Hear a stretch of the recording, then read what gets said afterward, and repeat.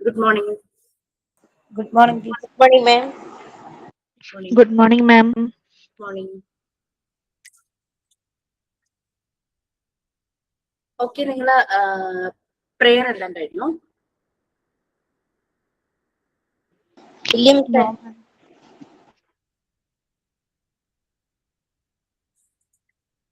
Okay, ചെയ്യായിരുന്നില്ലേ? രണ്ട് batch combined ആയി വന്നപ്പോ ആര് ചെയ്യുന്നുള്ള കൺഫ്യൂഷനാണ്. Okay, please start. Prayer. കാണായ ലോകങ്ങൾ കാക്കുന്ന ദേവാ, കാരുണ്യ സിന്ധു നമിക്കുന്നു ഞങ്ങൾ. കാണായ ലോകങ്ങൾ കാക്കുന്ന ദേവാ, കാരുണ്യ സിന്ധു നമിക്കുന്നു ഞങ്ങൾ. കരളിന്റെ പൂക്കൾ നിൻ പാദതാരിൽ, കരളിന്റെ പൂക്കൾ നിൻ പാദതാരിൽ കാണിക്ക വച്ചു നമിക്കുന്നു ഞങ്ങൾ.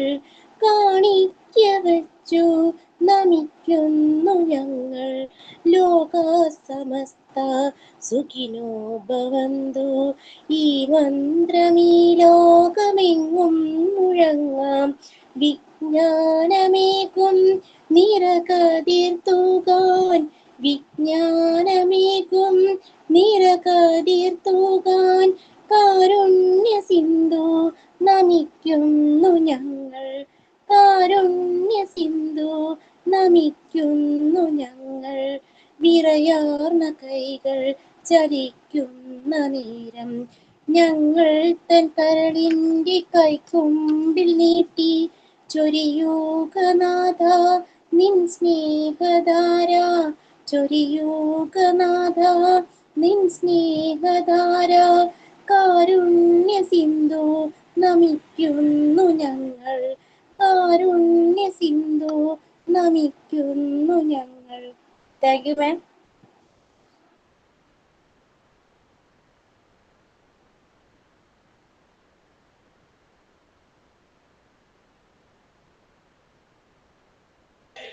മാം, ഹലോ മാം.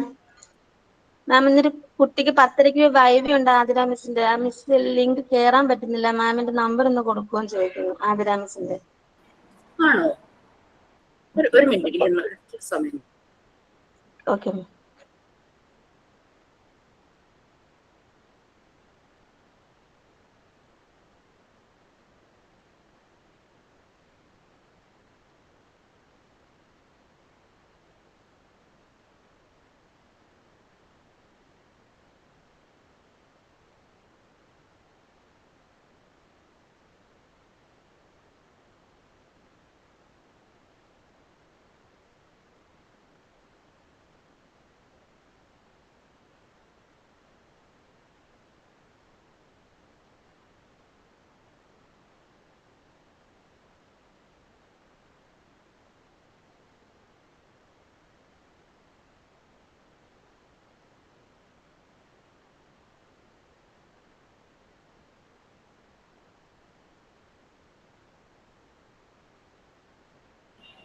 പറഞ്ഞിട്ടുണ്ടേ ടീച്ചർ.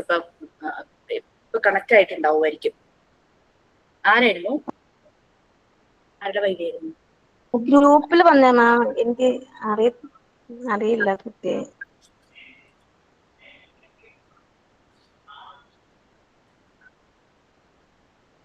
ഓക്കെ, നമുക്ക് സ്റ്റാർട്ട് ചെയ്യാം. നിങ്ങൾ കമ്പൈൻഡ് ആയിട്ടാ വന്നിരിക്കുന്നത്, എന്നിട്ട് കുറെ ആൾക്കാരാണല്ലോ.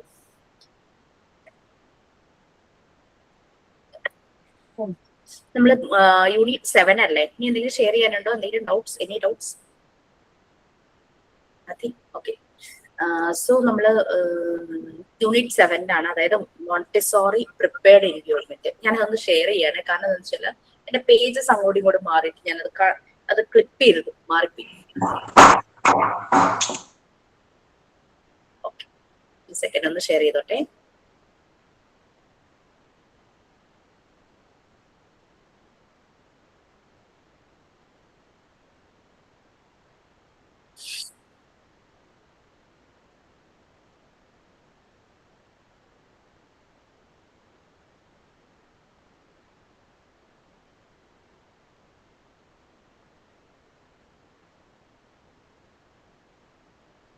മാം എനിക്കൊരു കാര്യം പറഞ്ഞിട്ടുണ്ട്. എന്തോ ഒരു കാര്യം പറഞ്ഞിട്ട് മാം, പറയൂ. എനിക്കൊരു ജോലി കിട്ടി. വാവ്, വെരി ഗുഡ്, കൺഗ്രാചുലേഷൻ. ഇവിടെ അടുത്ത് തന്നെയാണ്.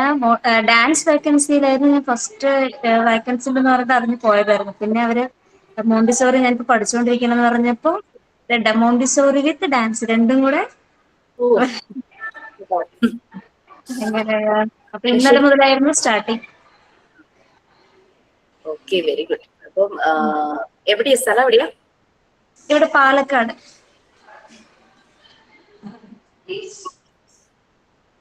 അവിടെ എത്ര ക്ലാസ് വരെയുണ്ട്? LKG UKG first standard. LKG ABC ഉണ്ട്, UKG ABC ഉണ്ട്. അങ്ങനെ ഫസ്റ്റ് ഭയങ്കര ടാസ്ക് ആയിരുന്നു മാം. കുട്ടികളെ കരച്ചിലും അങ്ങനെയൊക്കെ ആയിരുന്നല്ലോ.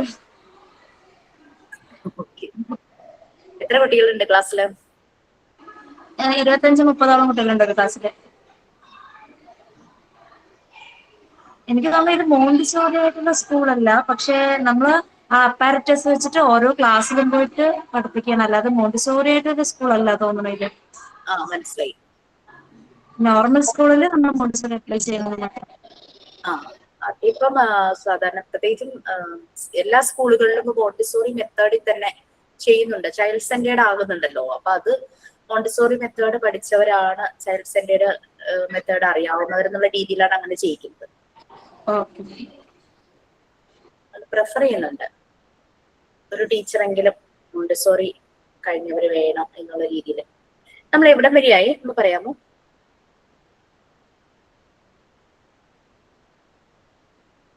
മാം MT 616 തുടങ്ങിയിട്ടില്ല മോണ്ടിസോറി പ്രിപ്പയർഡ് എൻവയൺമെന്റ്. നമുക്ക് അപ്പൊ സ്റ്റാർട്ട് ചെയ്യാം.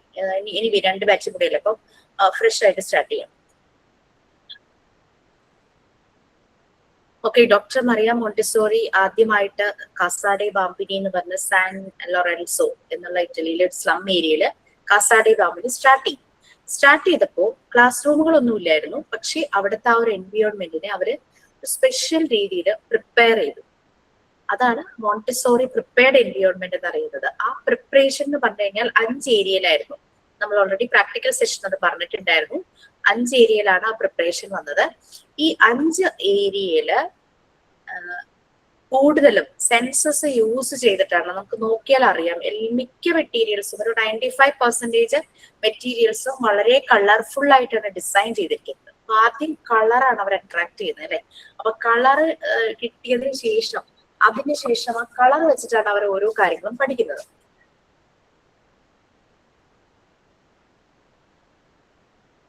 അങ്ങനെ സെൻസസ് യൂസ് ചെയ്തിട്ടാണ് അവര് ആ ഒരു ലേണിംഗ് പ്രോസസ്സിലേക്ക് കടന്നു പോകുന്നത്.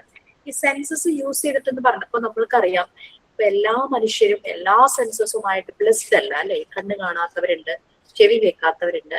വളരെ പോപ്പുലർ ആയിട്ട് അറിയപ്പെട്ടിരുന്ന ഒരു വ്യക്തിയായിരുന്നു ആനി സെലവൻ അല്ലെ. ആനി സെലവന്റെ ലൈഫിലേക്ക് ഒരു ടീച്ചർ കടന്നു വന്നപ്പോഴാണ് ആനി സെലവന്റെ ജീവിതം തന്നെ മാറിപ്പോയത്. അല്ലെങ്കിൽ ഒരു പക്ഷേ ലോകം അറിയില്ലായിരുന്നു ഇങ്ങനൊരു വ്യക്തിയെ കുറിച്ച്. അങ്ങനെ ആനി സെലവനെ ആ ഒരു ടീച്ചർ അങ്ങനെ ഒരു എൻവയോൺമെന്റ് അവർ ഡിസൈൻ ചെയ്തു. ആ ഒരു എൻവയോൺമെന്റിലൂടെ കടത്തി വിട്ടപ്പോഴേക്കും ആനി സെലവന് മാറ്റങ്ങൾ ഉണ്ടായി. അവര് വളരെയധികം ഡെവലപ്പായി. അവര് എന്താ പറയാ, അത്രയും അവർക്ക് എന്താ പറയുക അൺഡിസൈറബിൾ ആയിട്ടുള്ള കാര്യങ്ങൾ ഉണ്ടായിരുന്നു. അതായത് അവർക്ക് കുറവുകൾ ഉണ്ടായിരുന്നിട്ട് പോലും അവർ ലോകത്തിലെ എല്ലാ മനുഷ്യർക്ക് വേണ്ടിയിട്ട്, ലേബേഴ്സിന് വേണ്ടിയിട്ടാണ് അവർ പ്രവർത്തിച്ചത്. നമ്മൾക്കെല്ലാം ഉണ്ടായിട്ട് നമ്മൾ എന്ത് ചെയ്യുന്നു എന്ന് ചോദിച്ചു കഴിഞ്ഞു കഴിഞ്ഞാൽ നമുക്ക് മറുപടി ഇല്ല അല്ലെ. Okay, so Montessori prepared environment കുട്ടികൾക്ക് ഞാൻ വായിക്കാൻ നമുക്ക് അങ്ങനെ സമയമില്ല. അപ്പൊ ഞാനിത് പറഞ്ഞു പോവാണ്, നിങ്ങളൊന്ന് ശ്രദ്ധിച്ചോളൂ. ഓക്കെ, കുട്ടികൾക്ക് ആക്ടിവിറ്റീസ് പ്രൊവൈഡ് ചെയ്യാൻ നമുക്കൊരു എൻവയോൺമെന്റ് ക്രിയേറ്റ് ചെയ്യണമായിരുന്നു. അവിടെ അവരുടെ 2 ടൂൾസ് ഉണ്ട്. സെൻസിറ്റീവ് പീരീഡ്, ആ സെൻസിറ്റീവ് പീരീഡ് യൂസ് ചെയ്തിട്ടും അബ്സോർബൻ മൈൻഡുമാണ് ഇവര് ഡെവലപ്മെന്റിന് ഹെൽപ്പ് ചെയ്യുന്ന 2 ടൂൾസ് നമ്മൾ പറഞ്ഞിട്ടുണ്ടായിരുന്നു ഓഫ് നാച്ചുറൽ ഡെവലപ്മെന്റ്സിൽ. പിന്നെ ഹ്യൂമൻ ടെൻഡൻസീസ് കഴിഞ്ഞോ 2 ബാച്ചിനും? കഴിഞ്ഞു മിസ്സേ, നമ്മുടെ 16 കഴിഞ്ഞു. 17 ഹ്യൂമൻ ടെൻഡൻസീസ് എന്നുള്ള ചാപ്റ്റർ എടുത്തോ? Okay, no problem. നമ്മളുടെ ആദിമ മനുഷ്യർ, നമ്മുടെ 4 ഫാദേഴ്സ് അല്ലെ, കാട്ടിലൊക്കെ ജീവിച്ചിരുന്ന ആദ്യകാലത്തെ മനുഷ്യർ, ഹോമോസാപ്പിയൻസ് റൈറ്റ്. അങ്ങനെ ആദ്യകാലത്ത് ജീവിച്ചിരുന്ന ആ മനുഷ്യൻ എന്ന് പറഞ്ഞു കഴിഞ്ഞാൽ അവരിങ്ങനെ അലഞ്ഞു തിരിഞ്ഞ് നടക്കുമായിരുന്നു. കയ്യിൽ കിട്ടുന്നതൊക്കെ കഴിച്ച് മരങ്ങളിൽ നിന്നും പഴങ്ങൾ പറിച്ചു അങ്ങനെയൊക്കെ അവർ കഴിച്ചു. അപ്പൊ അവിടെ മനുഷ്യന് മാത്രമല്ല, കാടല്ലേ, ഫുൾ കാടാണ്, അനിമൽസും ഉണ്ട്. അപ്പൊ അനിമൽസിൽ നിന്ന് പ്രൊട്ടക്ഷന് വേണ്ടിയിട്ട് അവർ ആയുധങ്ങൾ ഉണ്ടാക്കി. ആദ്യകാലങ്ങളിൽ കൂർത്ത തടി കൊണ്ടുള്ള ആയുധങ്ങളൊക്കെ ആയിരുന്നു അതെ. പക്ഷെ അത് പെട്ടെന്ന് തന്നെ നശിച്ചു പോകുന്നു. എവിടെയും കുത്തുമ്പടിക്ക് അത് മുടിഞ്ഞു പോകും. അവര് ഈ മണ്ണ് കുത്തി ഇളക്കിയ സമയത്ത് അവർക്ക് അതിൽ നിന്നും കിഴങ്ങുകൾ കിട്ടി. ആ കിഴങ്ങ് കിട്ടിയപ്പം അത് ഭക്ഷണയോഗ്യമാണെന്ന് അവർക്ക് മനസ്സിലായി.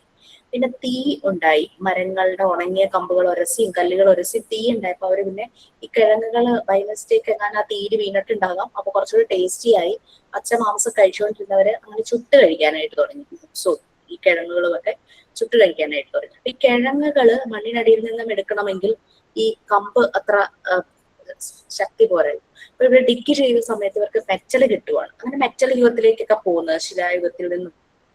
അങ്ങനെ അവര് ബ്ലെൻഡ് ആയിട്ടും ഷാർപ്പായിട്ടും ഒക്കെ കുറെ അവരുടെ ടൂൾസ് ഉണ്ടാക്കുമായിരുന്നു. അങ്ങനെ അവര് ഷെൽട്ടർ, മഴയിൽ നിന്നും വെയിലിൽ നിന്നും അങ്ങനെ അവർ ഷെൽട്ടർ ഗുഹകളിൽ താമസിക്കാൻ തുടങ്ങി. മൃഗങ്ങളാണല്ലോ ആദ്യം ഗുഹകളിൽ താമസിച്ചിരുന്നത്. അവരും അങ്ങനെ ഗുഹകളിൽ താമസിച്ചു തുടങ്ങി. അങ്ങനെയാണ് ഗുഹകളിലൊക്കെ അവർ ഓരോന്ന് വരച്ചു വെക്കുന്നത്. അവരുടെ എക്സ്പീരിയൻസ് ചെയ്ത കാര്യങ്ങളായിരിക്കാം. അങ്ങനെയാണ് ഈ ഇപ്പോഴത്തെ ചരിത്രകാരന്മാരൊക്കെ ഇവരുടെ ഹിസ്റ്ററി ഒക്കെ കണ്ടുപിടിച്ച് അതിനൊരു എന്താ പറയുക, ഡിസ്ക്രിപ്ഷൻ ഒക്കെ തരുന്നത്.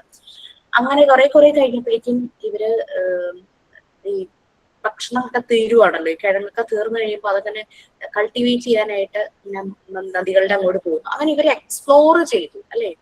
അങ്ങനെ മനുഷ്യർ എക്സ്പ്ലോർ ചെയ്തത് കൊണ്ടാണ് ഇന്നത്തെ എറയിൽ വന്ന് നിൽക്കുന്നത്. സോ ഹ്യൂമൻ ടെൻഡൻസി, ഒരു മെയിൻ ഹ്യൂമൻ ടെൻഡൻസിയാണ് ഡെവലപ്മെന്റിലേക്ക് അവരെ കൊണ്ടുപോയ ഒരു ഹ്യൂമൻ ടെൻഡൻസിയാണ് എക്സ്പ്ലോറേഷൻ. അപ്പൊ ഈ എക്സ്പ്ലോറേഷനും ക്യൂരിയോസിറ്റി, എന്ത് കണ്ടാലും അത് എന്താന്ന് മനസ്സിലാക്കാനും അതിനെപ്പറ്റി അറിയാനുമുള്ള ഒരു ക്യൂരിയോസിറ്റി മനുഷ്യർക്കുണ്ട്. അപ്പോൾ ആ ഒരു ഇത് അവർക്ക് പുതിയ കാര്യങ്ങൾ കണ്ടുപിടിക്കാൻ, ക്രിയേറ്റിവിറ്റി, പുതിയ കാര്യങ്ങൾ കണ്ടുപിടിക്കാനായിട്ട് അവരെ ഹെൽപ്പ് ചെയ്തു. കാൽക്കുലേഷൻ, റിപ്പീറ്റ് ചെയ്യുന്ന ഒരു കാര്യങ്ങൾ. പിന്നെ കൂട്ടമായിട്ട് താമസിക്കുന്നു, ഗ്രൂപ്പായിട്ട്. അപ്പൊ കൂട്ടമായിട്ട് താമസിക്കുമ്പോൾ തമ്മിൽ സംസാരിക്കാൻ ഒരു മീഡിയം വേണമല്ലോ, കമ്മ്യൂണിക്കേഷൻ. ഇതെല്ലാം ടെൻഡൻസീസ് ആണ്. അപ്പൊ ഓരോ ടെൻഡൻസിനെയും കണക്ട് ചെയ്ത് ഈ സബ് ടെൻഡൻസീസ് ഉണ്ട്. അപ്പൊ ആളുകൾ കൂട്ടമായിരിക്കുന്നതിനെ ഗ്രിഗോറിയസ്നെസ് എന്നാണ് പറയുന്നത്. അങ്ങനെ അവര് തമ്മിൽ ലാംഗ്വേജ് കമ്മ്യൂണിക്കേറ്റ് ചെയ്യാൻ തുടങ്ങി. ഇങ്ങനെ കുറെ ടെൻഡൻസികളാണ് മനുഷ്യനെ ഡെവലപ്പ് ചെയ്തത്. അപ്പൊ എല്ലാ മനുഷ്യരിലും ഉള്ളതാണ് ഈ ഒരു ടെൻഡൻസി. നമുക്കും പുതിയ കാര്യങ്ങൾ അറിയാൻ ആഗ്രഹം ഉണ്ടായിരിക്കും. ഇപ്പൊ വണ്ടികളോട് താല്പര്യമുള്ളവരാണെങ്കിൽ വണ്ടികളെ കുറിച്ച് കൂടുതൽ അറിയാൻ, കുട്ടികളൊക്കെ പ്രത്യേകിച്ചും അവരങ്ങ് അറിഞ്ഞു. ഫുട്ബോൾ ആണെങ്കിൽ അതിനെപ്പറ്റി കൂടുതൽ അറിയും. കഴിഞ്ഞ ദിവസം ഇപ്പൊ ഫിഫ വേൾഡ് കപ്പ് ആണല്ലോ. എനിക്ക് ഇതിലൊന്നും വലിയ ഇൻട്രസ്റ്റ് ഒന്നും ഇല്ല. പക്ഷെ എന്റെ മോന് ഭയങ്കര ഇൻട്രസ്റ്റ് ആണ് ഈ ഫുട്ബോൾ എന്ന് പറഞ്ഞു കഴിഞ്ഞാല്.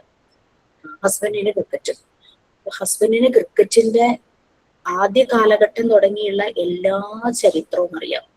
ഏത് വർഷം എന്താണ് സംഭവിച്ചത്, ആർക്കാണ് കപ്പ് കിട്ടിയത്, ടോസ് കിട്ടിയത് ആർക്കാന്ന് വരെയും ആൾക്ക് നല്ല ബോധമുണ്ട്. ആരാണ് ലാസ്റ്റ് പിന്നിലേക്ക് നയിച്ചതെന്നും ഒക്കെ ഉള്ള എല്ലാം നല്ല പോലെ പറയും. അത് മോന് ഫുട്ബോളാണേ. അപ്പൊ ഞാനിങ്ങനെ ആരുടെ വീഡിയോയിൽ ഇങ്ങനെ ഫിഫ തുടങ്ങുന്നതിന് മുമ്പ് ആദ്യമായിട്ട് ഈ ഫുട്ബോളിന്റെ വേൾഡ് കപ്പ് തുടങ്ങിയപ്പോ ഏത് കൺട്രിക്ക് കിട്ടി, ഏത് ഇയർ കിട്ടി, ഇതൊക്കെ ഞാനിങ്ങനെ ആ ഇതിൽ കണ്ടു കേട്ടോ. അപ്പൊ ഞാൻ അവനോട് പറഞ്ഞു, നിനക്ക് ഞാനൊരു സ്റ്റാറ്റസ് കാണിച്ചു തരാറുണ്ട്, വീഡിയോ ഒരു സ്റ്റാറ്റസ് ആയിരുന്നു കാണിക്കാന്ന് പറഞ്ഞു ചെന്നപ്പോഴേക്കും എന്താന്ന് പറയാൻ പറഞ്ഞു. ഞങ്ങൾ ഫുട്ബോളിന്റെ ഹിസ്റ്ററിയാന്ന് പറഞ്ഞു. അതിലെന്താ ഉള്ളതെന്ന് ചോദിച്ചു. അപ്പൊ ഞാൻ നല്ല രീതിയിൽ കാണിക്കാൻ ചെന്നപ്പോ അഹങ്കാരം പറയുന്നു എന്ന് വിചാരിച്ച് ഞാൻ ചോദിച്ചു, ഫസ്റ്റ് ഏത് കൺട്രിക്കായിരുന്നു ചോദിച്ചു. അവൻ പറഞ്ഞു ഏത് ഇയറാ പറഞ്ഞു.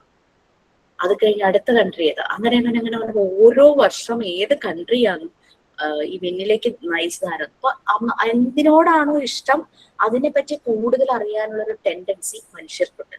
ഇത് തന്നെയാണ് നമ്മളുടെ കുട്ടികളിൽ ചെറുപ്പം തുടങ്ങിയതുണ്ട്.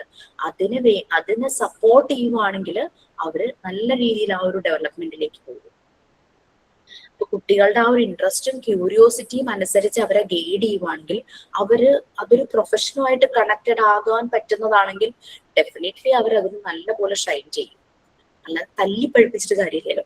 ഓക്കെ, അപ്പൊ അങ്ങനെ ഹ്യൂമൻ ടെൻഡൻസീസ് ഇതെല്ലാമാണ് ഇവർക്ക് വേണ്ടിയിട്ട് ക്രിയേറ്റ് ചെയ്യുന്നത്. ഹ്യൂമൻ ടെൻഡൻസീസ് എല്ലാം ഇവരെ അതിലേക്ക് ഡെവലപ്മെന്റിലേക്ക് നയിക്കും, ലീഡ് ചെയ്യും. അപ്പോൾ എങ്ങനെയുള്ള പ്ലേസ് ആണെന്ന് ഡോക്ടർ മോണ്ടിസോറി പറയുന്നുണ്ട്. നമ്മൾ ഓൾറെഡി ലോ ഓഫ് നാച്ചുറൽ ഡെവലപ്മെന്റിൽ പറഞ്ഞു, കുട്ടികളുടെ ഓൺ സ്പീഡിൽ അവർക്ക് ചെയ്യാൻ പറ്റുന്ന ഒരു സ്പേസ് കിട്ടണം. അതായത് സ്പേസ് എന്ന് പറഞ്ഞാൽ അവരുടെ സ്പീഡ്, അവരുടെ റേറ്റ് ഓഫ് ആ മൂവ്മെന്റ്, റേറ്റ് ഓഫ് ഡൂയിങ്, അതാണ്. ആ ഒരു പേസും വേണം, അവർക്ക് അതിനുള്ള ഒരു സ്പേസും പ്രൊവൈഡ് ചെയ്യണം. അങ്ങനെയുള്ള ഒരു സ്ഥലമായിരിക്കണം ഈ ഒരു മോണ്ടിസോറി പ്രിപ്പയർഡ് എൻവയോൺമെന്റ് എന്ന് പറയുന്നത്. അപ്പൊ അത് കുട്ടികളുടെ അത് വളരെ പെർഫെക്റ്റ് ആണ്. കുട്ടികളുടെ ഇന്നർ ഡിസിപ്ലിനെ ഇംപ്രൂവ് ചെയ്യുന്നു, കോൺസെൻട്രേഷൻ ഇംപ്രൂവ് ചെയ്യുന്നു, അവർക്ക് സെൽഫ് ബിലീഫ്, അവർക്ക് അവരിൽ തന്നെ വിശ്വാസം, കാരണം അവർ തന്നെയാണല്ലോ എല്ലാം ചെയ്യുന്നത്. അവർക്ക് ആ ഒരു വിശ്വാസം, ഐ ക്യാൻ ഡൂ ദിസ് എന്ന് പറഞ്ഞ ആ ഒരു വിശ്വാസം അവർക്ക് ഉണ്ടാവും. ഞാൻ എൻ്റെ ഒരു ഫ്രണ്ടിന്റെ വീട്ടില് ബാംഗ്ലൂർ പോയപ്പോൾ അന്ന് ആ മോൻ 10th കഴിഞ്ഞു, 2ാം ക്ലാസ്സിൽ ജസ്റ്റ് ആയിട്ടേ ഉള്ളൂ കേട്ടോ. അപ്പോൾ ഞങ്ങൾ എല്ലാവരും ഒന്ന് ഭക്ഷണം കഴിക്കുവാണ്. അപ്പൊ ഇങ്ങനെ ആ കുട്ടി, അവര് ഒരു മോണ്ടിസോറി സ്കൂളിലാണ് പഠിക്കുന്നത്. ആ സമയത്ത് അവിടുത്തെ 2ാം ക്ലാസ് 1ാം ക്ലാസ് എല്ലാ ക്ലാസ്സുകളിലും അതേ മെത്തേഡ് തന്നെയാണ്.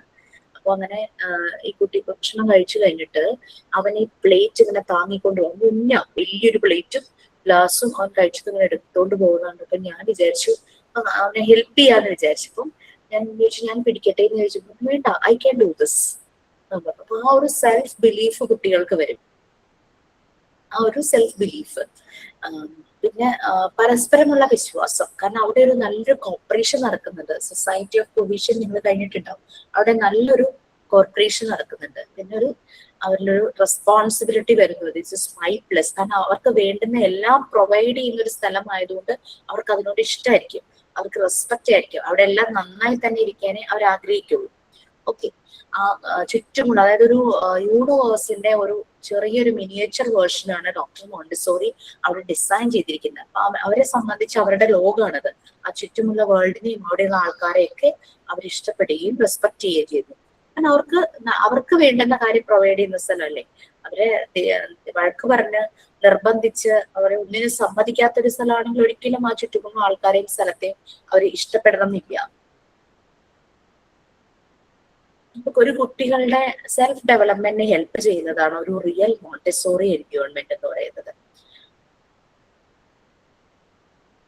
ഒരു ഡോക്ടർ മോണ്ടിസോറി പറയുന്നത് മോണ്ടിസോറി എൻവയോൺമെന്റ് ഒരു ലവിങ് ഏരിയ ആയിരിക്കണം, ഒരു നറിഷിങ് ഏരിയ ആയിരിക്കണം. അവിടെ ടീച്ചേഴ്സിന് കുട്ടികളെ നല്ല രീതിയിൽ ഒബ്സർവ് ചെയ്യാനായിട്ട് പറ്റണം. കുട്ടികളുടെ ആവശ്യങ്ങൾക്കനുസരിച്ച് അതിൽ എന്തെങ്കിലും മോഡിഫിക്കേഷൻ, ആ ഒരു എൻവയോൺമെന്റിൽ എന്തെങ്കിലും മോഡിഫിക്കേഷൻ വരുത്തേണ്ടതുണ്ടെങ്കിൽ കുട്ടികളുടെ റിക്വയർമെന്റിനനുസരിച്ച് അത് ചേഞ്ച് ചെയ്യാനായിട്ട് പറ്റണം. കുട്ടികളുടെ റിക്വയർമെന്റ്സ്, സെൽഫ് കോൺസെൻട്രേഷൻ, അവർക്ക് നല്ല രീതിയിൽ കോൺസെൻട്രേഷൻ കിട്ടുന്ന രീതിയിലുള്ള എല്ലാ റിക്വയർമെന്റ്സും അവിടെ ഉണ്ടായിരിക്കണം. അതിന് തടസ്സപ്പെടുത്തുന്ന സാധനങ്ങളെല്ലാം അവിടെ നിന്ന് മാറ്റണം. ഒരു ചെയർ, ആ ചെയറിൽ ഇരുന്നിട്ട് കുട്ടിക്ക് കംഫർട്ടബിൾ അല്ല എന്ന് തോന്നിക്കഴിഞ്ഞാൽ അപ്പൊ തന്നെ അത് മാറ്റുക, റീപ്ലേസ് ചെയ്യുക വേറെ എന്തെങ്കിലും ആവശ്യമുള്ളതാണെങ്കിൽ. അപ്പൊ ഇതെല്ലാം വളരെയധികം ഇമ്പോർട്ടൻസ് ഡോക്ടർ മോണ്ടിസോറി കൊടുത്തിരുന്നു. ഡോക്ടർ മോണ്ടിസോറി പറയുന്നത് കുട്ടികളുടെ ലൈഫിന്റെ ഒരു സെക്കൻഡറി പാർട്ടാണ് ഈ മോണ്ടിസോറി പ്രിപ്പയർഡ് എൻവയോൺമെന്റ്. അതായത് സ്കൂൾ എന്ന് പറയുന്നത്, നമ്മൾ എപ്പോഴും പറയും school is second home, teacher is the second mother എന്നൊക്കെയുള്ള രീതിയിൽ പറയില്ലേ. അപ്പൊ അങ്ങനെ അവരുടെ ലൈഫിന്റെ പ്രൈമറി എന്ന് പറയുന്നത് ഫാമിലിയാണ്, സെക്കൻഡറി എന്ന് പറയുന്നത് ഈ ഒരു സ്കൂളായിരിക്കണം. അത് ഒരിക്കലും അവർക്ക് തടസ്സപ്പെടുത്തുന്നതൊന്നും അവിടെ ഉണ്ടാവരുത്. അവരെ ക്രിയേറ്റിവിറ്റിയിലേക്ക് കൊണ്ടുപോകുന്ന കാര്യങ്ങളായിരിക്കണം അവർക്ക് ഉണ്ടാവേണ്ടത്.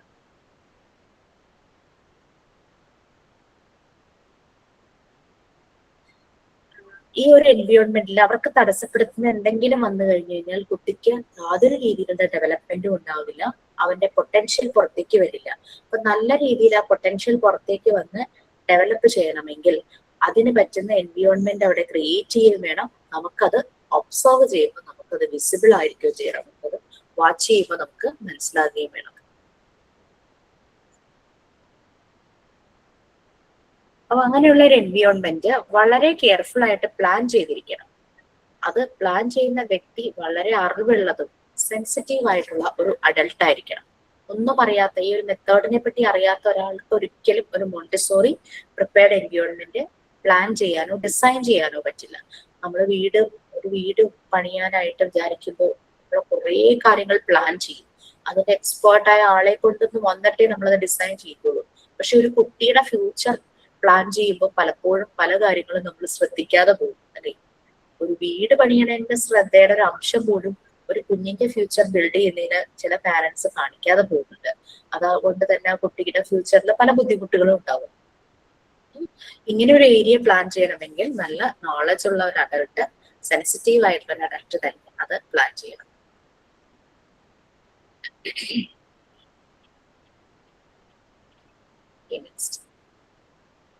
പിന്നെ കുട്ടിയുടെ ഈ ഒരു യാത്രയിൽ, അതായത് ഈ ഒരു ഡെവലപ്മെന്റിൽ ഈ ഒരു അഡൽട്ട് ഒരു പാർട്ടിസിപ്പന്റ് ആയിരിക്കണം. അപ്പൊ നമ്മളെ സംബന്ധിച്ച് മോണ്ടിസോറി ഫെസിലിറ്റേറ്റർ അല്ലെങ്കിൽ ഡയറക്ടേഴ്സ്, ആ ഒരു എൻവയോൺമെന്റുള്ള ഫെസിലിറ്റേറ്റർ ഡയറക്ടേഴ്സ് അവിടുത്തെ ഒരു പാർട്ടിസിപ്പന്റ് തന്നെയാണ്. നമ്മൾ ഒബ്സർവേഷൻ പറഞ്ഞപ്പോ എഡ്യൂക്കേഷൻ സൈക്കോളജിയിൽ ഒബ്സർവേഷൻ പറഞ്ഞപ്പോൾ participant observation, non participant observation പറഞ്ഞു അല്ലെ.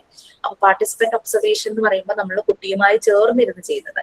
അപ്പൊ മോണ്ടിസോറി എൻവയോൺമെന്റ് പലപ്പോഴും കുട്ടികൾക്ക് ഡെമോ കൊടുക്കുമ്പോൾ പാർട്ടിസിപ്പന്റ് ഒബ്സർവേഷൻ ആണ്. കുട്ടിയുമായി ചേർന്നിരുന്ന് നമ്മൾ ആക്ടിവിറ്റീസ് ചെയ്തിട്ട് കുട്ടി അത് ചെയ്യാൻ ഓക്കെ ആണെന്ന് കഴിയുമ്പോൾ നമ്മൾ മാറി നിൽക്കും. അപ്പൊ നമ്മൾ നോൺ പാർട്ടിസിപ്പന്റ് ഒബ്സർവേഷൻ ആവും. അവിടെ രണ്ട് രീതിയിലുള്ള ഒബ്സർവേഷൻ നടക്കുന്നുണ്ട്. അപ്പോ ഒരു മോണ്ടിസോറി എൻവയോൺമെന്റിലെ കുട്ടികളെ ഡെവലപ്മെന്റിലേക്ക് ഹെൽപ്പ് ചെയ്യുന്ന പല കാര്യങ്ങളും ഉണ്ട്. അവൻ അവിടെ നല്ലൊരു ഫ്രീഡം കിട്ടുന്നുണ്ട്. അതുപോലെ തന്നെ ആക്ടിവിറ്റീസ്, അവന്റെ ഇൻഡിപെൻഡൻസ് നല്ല രീതിയിൽ അവന് പെർഫോം ചെയ്യാൻ പറ്റുന്ന രീതിയിലുള്ള ആക്ടിവിറ്റീസ് പ്രൊവൈഡ് ചെയ്യും. പിന്നെ മറ്റുള്ളവരാരും അവനെ ഹെൽപ്പ് ചെയ്യില്ല. എങ്ങനെയാണെങ്കിൽ അവൻ അത് തന്നെ പെർഫോം ചെയ്യാൻ പറ്റുവാണെങ്കിൽ വേറെ ആരും അവനെ ഹെൽപ്പ് ചെയ്യേണ്ട ആവശ്യമില്ല. പിന്നെ നമ്മൾക്കറിയാം, ചിലപ്പോൾ കുട്ടികൾ ചെയ്യുമ്പോൾ അവർ ആക്ടിവിറ്റീസ് ശരിയായ രീതിയിലല്ല ചെയ്യുന്നതെന്ന് തോന്നിക്കഴിഞ്ഞു കഴിഞ്ഞാൽ, അവരുടെ ബോഡി ലാംഗ്വേജ് നമ്മുടെ ഒരു സപ്പോർട്ട് ആവശ്യമുണ്ടെന്ന് തോന്നിക്കുവാണെങ്കിൽ നമുക്ക് അപ്പോൾ പോയിട്ട് ചെയ്യാം. പക്ഷെ ഒരിക്കലും കുട്ടിയെ ജഡ്ജ് ചെയ്യരുത്. നീ ചെയ്ത തെറ്റായിപ്പോ, ഇങ്ങനെയാണോ ചെയ്യേണ്ടത്, ഇങ്ങനെയല്ലേ ചെയ്തത്, ഇങ്ങനെയല്ല, നമുക്കത് ഒന്നുകൂടെ നോക്കാം എന്നൊരു വളരെ ഒന്ന് സോഫ്റ്റ് ആയിട്ട് അവനെ കൊണ്ട് തന്നെ ചെയ്യിക്കുന്ന രീതിയിൽ തന്നെ നമ്മൾ അതിനെ ആക്കിയെടുക്കണം. അപ്പോഴാണ് ഇവരുടെ ഒരു സെൽഫ് കോൺഫിഡൻസ്, നമ്മൾ പറഞ്ഞില്ലേ സെൽഫ് ബിലീഫ്, അതൊക്കെ നല്ല സ്ട്രോങ് ആയിട്ട് നിൽക്കുകയുള്ളൂ. നമ്മൾ അവിടെ അവർക്ക് ഡ്രസ്സിങ് ഫ്രെയിംസ് കൊടുക്കുന്നു അല്ലെ, ബട്ടണിങ്, സിപ്പിങ്, അങ്ങനത്തെ കാര്യങ്ങൾ, ഷൂവിന്റെ ലേസ്, അങ്ങനെയുള്ള എല്ലാ ആക്ടിവിറ്റീസും അവരെ ഫ്രീഡത്തിലേക്കാണ് എയ്ഡ് ചെയ്യുന്നത്. കാരണം അവർ തന്നെ അവരുടെ കാര്യങ്ങൾ ചെയ്യാനായിട്ട് തുടങ്ങും. എല്ലാ മെറ്റീരിയലും ഫർണിച്ചറും എല്ലാം കുട്ടികളുടെ എക്സാക്ട് സൈസിലുള്ളതായിരിക്കണം. അത് കുട്ടികൾക്ക് ആ മെറ്റീരിയൽസ് എന്ന് വെച്ചാൽ അവനേക്കാളും വലിയൊരു ചെയറൊക്കെ ആണെങ്കിൽ അവനൊന്നും തള്ളി നിൽക്കാൻ പോലും പറ്റില്ല. കുട്ടിയുടെ സൈസിലുള്ളതാകുമ്പോൾ അവർക്ക് അതിന്റെ മേലെ ഒരു കൺട്രോൾ കിട്ടും. അവർക്ക് തന്നെ ചെയ്യാനായിട്ട് പറ്റും. ഇപ്പൊ എന്റെ മുന്നിൽ ഇരിക്കുന്ന ടേബിള് എനിക്ക് നല്ലപോലെ പുഷ് ചെയ്യാനായിട്ട് പറ്റും. പക്ഷെ ഒരു കൊച്ചുകുട്ടിക്ക് ഇത് പുഷ് ചെയ്യാന്ന് പറഞ്ഞു കഴിഞ്ഞാൽ വളരെ പ്രയാസമായിരിക്കും. അപ്പൊ കുട്ടികളുടെ സൈസിലുള്ളതാകുമ്പോൾ അവർക്കൊന്ന് പതുക്കെ നീക്കി വെക്കാനും അവർക്ക് അതിൽ കയറിയിരിക്കാൻ വേറൊരാളുടെ ഹെൽപ്പും ഒന്നും വേണ്ടി വരില്ല. കുട്ടികളുടെ ഹൈറ്റിലുള്ളതായിരിക്കും ഫർണിച്ചർ, എല്ലാം കുട്ടികൾക്ക് സ്യൂട്ട് ചെയ്യുന്ന രീതിയിൽ. അപ്പൊ കുട്ടികൾക്ക് വളരെ സെക്യൂർ ഫീലും തോന്നും. അവർക്ക് വളരെ ഇഷ്ടമായിരിക്കും ആ ഒരു ഏരിയ. ഇതുപോലുള്ള കൺസ്ട്രക്റ്റീവ് വർക്കുകൾ നമ്മൾ ലോ ഓഫ് നാച്ചുറൽ ഡെവലപ്മെന്റിൽ പറഞ്ഞു. ഇങ്ങനെ ചെയ്തപ്പോഴാണ് അവരിന് ആ ഒരു ഡിസിപ്ലിൻ ഡെവലപ്പ് ചെയ്യുന്നത്, ആ ഒരു ഡിസിപ്ലിൻ ഡെവലപ്പ് ചെയ്ത് വരുന്നത്. അതുപോലെ തന്നെ നല്ലത്, ചീത്ത, ഗുഡ് ബാഡ്, ഗുഡ് ഈവിൾ എന്നുള്ളതിന്റെ ആ ഒരു അണ്ടർസ്റ്റാൻഡിങ്ങും അവർ ഡെവലപ്പ് ചെയ്യുന്നു. കാരണം കുട്ടികൾക്ക് അറിയില്ല അവർ ചെയ്യുന്നത് തെറ്റായതാണോ എന്നുള്ളത്. അപ്പൊ അവിടെ ഡോക്ടർ മോണ്ടിസോറി പറയുന്നുണ്ട് എപ്പോഴും, അങ്ങനെ ഒരു നിങ്ങൾ ഫ്രീഡം കൊടുക്കുന്നുണ്ട്, ഓക്കെ, അത് വേണം മോണ്ടിസോറി മെത്തേഡിൽ. പക്ഷേ ഒരു ബാഡ് ആക്ഷൻ കുട്ടിയിൽ നിന്ന് കണ്ടു കഴിഞ്ഞാൽ എത്രയും പെട്ടെന്ന് അതിനെ മാറ്റുന്ന രീതിയിൽ ഇടപെടണം എന്ന് പറയുന്നുണ്ട്. കാരണം ഈവിൾ ആയിട്ടുള്ള ഒരു ആക്ഷൻ എന്ന് പറഞ്ഞു കഴിഞ്ഞാൽ അത് കുട്ടിയുടെ ഡെവലപ്മെന്റിനെ തടസ്സം ചെയ്യും. അതുകൊണ്ട് അത് എത്രയും പെട്ടെന്ന് മാറ്റുക. നമ്മൾ ഡെവലപ്മെന്റിനെ തടസ്സം ചെയ്യുന്ന കസേര, മേശയൊക്കെ മാറ്റുന്ന പോലെ തന്നെ കുട്ടിയിൽ നിന്നും അങ്ങനെ ഒരു ആക്ഷൻ കണ്ടു കഴിഞ്ഞാൽ പെട്ടെന്ന് തന്നെ അത് മാറ്റണം. മോണ്ടിസോറി എൻവയോൺമെന്റ് ഡിസൈൻ ചെയ്തിരിക്കുന്നത് നല്ല ക്ലാസ് റൂമും മെറ്റീരിയൽസും പിന്നെ അതുപോലെ തന്നെ നല്ല പോലെ അവർ സെലക്ട് ചെയ്താണ് അവിടെ ഒരു സ്റ്റാഫിനെ എടുക്കുന്നതും, ഫെസിലിറ്റേറ്റർ ആണെങ്കിലും അവിടുത്തെ ഡയറക്ടേഴ്സ് ആണെങ്കിലും. ഓക്കെ, ഇനി പ്രിപ്പയർഡ് എൻവയോൺമെന്റ് എന്ന് പറയുന്നത് ഒരു കൺസെപ്റ്റ്, അതിലെ ബേസിക് എലമെന്റ്സ്, ആ പ്രിപ്പയർഡ് എൻവയോൺമെന്റ് ബേസിക് എലമെന്റ്സ് ഏതൊക്കെയാണ്, അതിന്റെ കൺസെപ്റ്റുകൾ ഏതൊക്കെയാണെന്നാണ് next. Freedom, structure and order, reality and nature, beauty and atmosphere, the Montessori material and the development of community cycle, community life. ഇതുവരെയും പറഞ്ഞ കാര്യങ്ങൾ മനസ്സിലായോ? എങ്ങനെയാണ് ഒരു മോണ്ടിസോറി പ്രിപ്പയർഡ് എൻവയോൺമെന്റ് ഡിസൈൻ ചെയ്യുന്നത്? അതൊരു ലവിങ് ഏരിയ ആണ്, ചൈൽഡ് ഫ്രണ്ട്ലി ആണ്, ചൈൽഡ് സൈസ്ഡ് ആണ്, നറിഷിംഗ് പ്ലേസ് ആണ് അല്ലെ. കുട്ടിയെ പോഷകം കൊടുക്കുന്നു, പോഷകസമൃദ്ധമായ ഫുഡ് കൊടുക്കുന്ന പോലെ തന്നെ അവരുടെ മാനസിക വളർച്ചയ്ക്ക് അല്ലാതെയുള്ള ഒരു പോഷണങ്ങളുണ്ട്, പോസിറ്റീവായിട്ടുള്ള ഫാക്ടേഴ്സ്, അവർക്ക് വേണ്ടുന്ന കരുതൽ, സ്നേഹം, അങ്ങനത്തെ കാര്യങ്ങളെല്ലാം ഉണ്ട് അല്ലെ. അപ്പൊ അങ്ങനത്തെ ഒരു നറിഷിംഗ് പ്ലേസ് ആണ് അത്. അവരുടെ ലൈഫിന്റെ ഒരു സെക്കൻഡറി പാർട്ടാണ്. പിന്നെ വളരെ നോളജ് ഉള്ള ഒരാളും ആണ് അത് ഡിസൈൻ ചെയ്തത്. കുട്ടിയുടെ തടസ്സപ്പെടുത്തുന്ന, കുട്ടിയുടെ ആക്ടിവിറ്റീസിന് വളർച്ചയ്ക്ക് തടസ്സം വരുന്ന എന്ത് കാര്യങ്ങൾ കണ്ടാലും അത് അപ്പോൾ തന്നെ അവിടെ നിന്ന് മാറ്റണം, അതും പറയുന്നുണ്ട്. പിന്നെ അഡൾട്ട്, കുട്ടി അവിടെ അഡൾട്ട് ഉണ്ടല്ലോ, ഫെസിലിറ്റേറ്റർ അല്ലെങ്കിൽ ഡയറക്ടേഴ്സ്. അഡൾട്ട് അവിടെ ഒരു പാർട്ടിസിപ്പന്റ് തന്നെയാണ് കുട്ടിയുടെ കാര്യങ്ങളിലെല്ലാം തന്നെ. കുട്ടിയുടെ ഓൺ സ്പീഡിന് അവിടെ ഇരുന്ന് ആക്ടിവിറ്റീസ് ചെയ്യാനുള്ള സ്പേസ് പ്രൊവൈഡ് ചെയ്യുന്നുണ്ട്. പിന്നെ എല്ലാം ചൈൽഡ് സൈസ്ഡ്, കുട്ടിയുടെ ഹൈറ്റിലൊക്കെ ഉള്ളത് കാരണം ആ മെറ്റീരിയലിലൊക്കെ അവന്റെ ഒരു കൺട്രോൾ അവന് കിട്ടും, അവൻ തന്നെ അത് ചെയ്യാനായിട്ട് പറ്റും. നമ്മൾ പല രീതിയിലുള്ള കൺസ്ട്രക്റ്റീവ് ആയിട്ടുള്ള ആക്ടിവിറ്റീസ് അവർക്ക് കൊടുക്കും.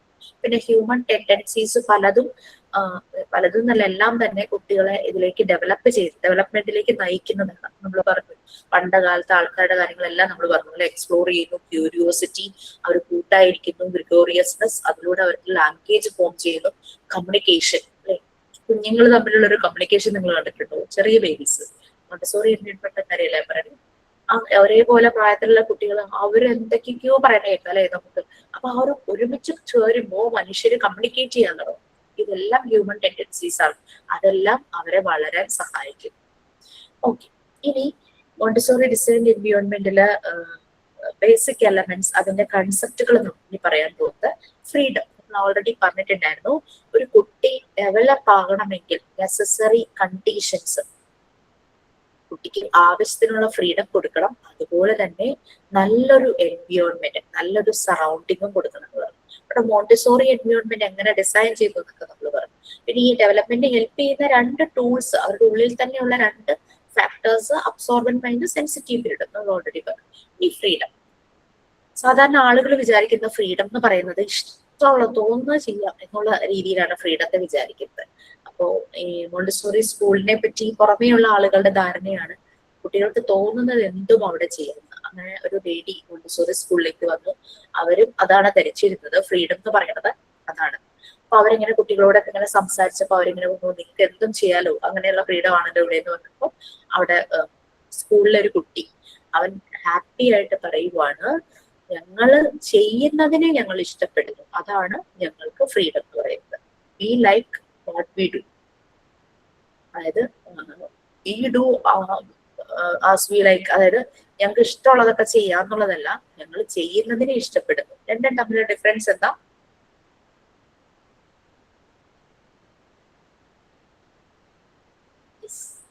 നമ്മൾ ചെയ്യുന്ന കാര്യം ഇഷ്ടപ്പെട്ടിട്ടാലേ നമുക്കത് ചെയ്യാൻ പറ്റത്തുള്ളൂ, അല്ലെങ്കിൽ ഒരിക്കലും നമുക്കത് ചെയ്യാൻ പറ്റത്തില്ല. അതിപ്പോ നമ്മളിപ്പോ സ്വാതന്ത്ര്യം എന്ന് പറയുമ്പോൾ ആൾക്കാർ എനിക്കതിനുള്ള സ്വാതന്ത്ര്യമുണ്ട് എന്നൊക്കെ ചില ഇങ്ങനെ പറയാറില്ലേ. നമ്മളൊരു കാര്യം ചെയ്യുമ്പോൾ അത് മറ്റുള്ളവരെ ഡിസ്റ്റർബ് ചെയ്യുന്ന കാര്യമാണെങ്കിൽ അത് സ്വാതന്ത്ര്യമല്ല, തോന്നിവാസമാണ്. ഓക്കെ, അപ്പൊ അതാണ്. അപ്പൊ ഫ്രീഡം എന്ന് പറയുന്നത് നമ്മൾ ചെയ്യുന്നതിനെ ഇഷ്ടപ്പെടുന്നു. ഇവിടെ കുട്ടികൾക്ക് എന്ന് പറഞ്ഞു കഴിഞ്ഞാൽ അവർക്ക് ഫ്രീ ആയിട്ട് ആ ഒരു എൻവയോൺമെന്റൽ സ്പേസും ഉണ്ട്, അവരെ ഇഷ്ടപ്പെടുന്ന രീതിയിലുള്ള ഡിസൈൻ ചെയ്ത മെറ്റീരിയൽസും ആണ്. അപ്പൊ അവരെ സംബന്ധിച്ച് അവർ വേറെ ഒന്നിനു വേണ്ടി വാശി പിടിക്കുന്നില്ല, കാരണം അവർക്ക് എന്താണ് ഇഷ്ടപ്പെടുന്നത് അത് അവർക്ക് ചെയ്യാൻ അവിടെ പറ്റുന്നത്. ആ ചെയ്യുന്നതിനെ അവർ ഇഷ്ടപ്പെടുന്നു, ചെയ്ത് ചെയ്ത് ചെയ്ത് അവർക്ക് അതിനോടൊരു ഇഷ്ടം കൂടുകയാണ്. അതാണ് V like what we do, അല്ലാണ്ട് we do what we like അല്ല. പലപ്പോഴും എക്സാമിന് ക്വസ്റ്റ്യൻ ചോദിക്കാറുണ്ട്, in Montessori prepared environment freedom means dash. Question ചോദിക്കാറുണ്ട്, V like what we do, ഞങ്ങൾ ചെയ്യുന്നതിനെ ഇഷ്ടപ്പെടുന്നു, അല്ലാതെ ഇഷ്ടപ്പെടുന്നത് എല്ലാം ചെയ്യുന്നതല്ല ഫ്രീഡം എന്ന് പറയുന്നത്. ഇഷ്ടപ്പെടുന്നത് നമുക്ക് ചെയ്യാം, മറ്റുള്ളവരെ ശല്യപ്പെടുത്താത്ത കാര്യങ്ങൾ. എനിക്കിപ്പോ പാട്ട് ഭയങ്കര ഇഷ്ടമാണ് എന്ന് പറഞ്ഞ് ഞാൻ ഈ നാട് മുഴുവൻ കേൾക്കുന്ന പോലെ ലൗഡ് സ്പീക്കർ വെച്ച് വീട്ടിലിരുന്ന് പാട്ട് കേൾക്കാൻ പറ്റൂ? അത് തോന്നിവാസം തന്നെയാണ്. അപ്പൊ അതല്ല ഫ്രീഡം എന്നുള്ളത്, അങ്ങനെ അതാണ് അവിടെ പറയുന്നത്. മോണ്ടിസോറി എൻവയോൺമെന്റിലെ ഫ്രീഡം എന്ന് പറയുന്നത് വാട്ട് ഈസ് റൈറ്റ്, അതാണ് അവിടെ ഫ്രീഡം ആയിട്ട് പ്രൊവൈഡ് ചെയ്യുന്നത്. അതുകൊണ്ടാണ് ഡോക്ടർ മോണ്ടിസോറി പറയുന്നത് ഫ്രീഡം വിത്തിൻ ദ ലിമിറ്റ്സ്, അല്ലാണ്ട് എക്സ്പാൻഡ് ചെയ്ത് വൈഡ് ആയിട്ട് ഫ്രീഡം കുട്ടിക്ക് കൊടുക്കുമെന്നല്ല, ഫ്രീഡം വിത്തിൻ ദ ലിമിറ്റ്സ്.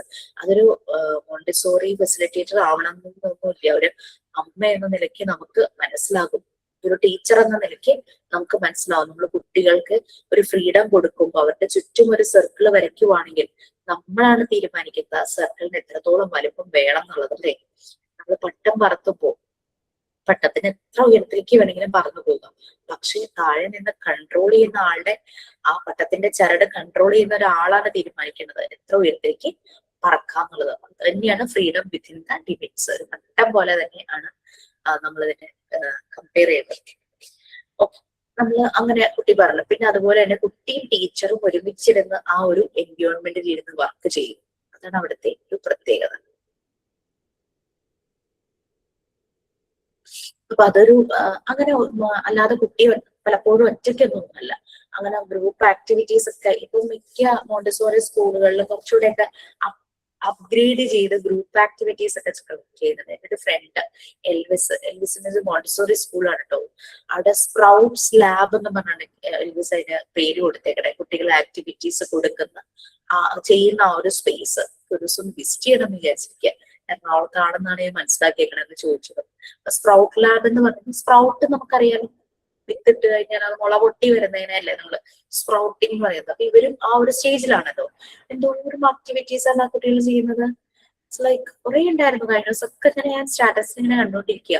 അവർ ഓരോ ദിവസവും ഓരോ കളർ വെച്ചിട്ട് ഡേ, ഓറഞ്ച് ഡേ ഒക്കെ സ്കൂളുകളിലുണ്ടല്ലേ, ഓറഞ്ച് ഡേ എന്ന് പറഞ്ഞ കുട്ടികളെല്ലാം ഓറഞ്ച് ഡ്രസ്സ് ഇട്ടിട്ട് വരുന്നു.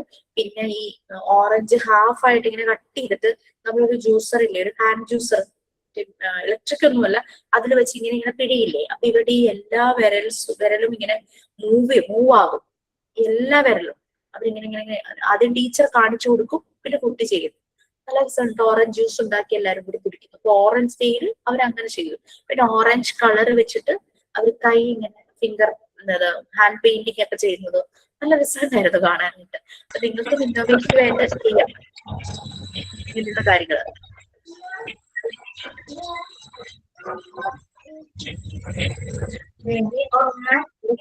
എന്തെങ്കിലും പറയാനുണ്ടോ?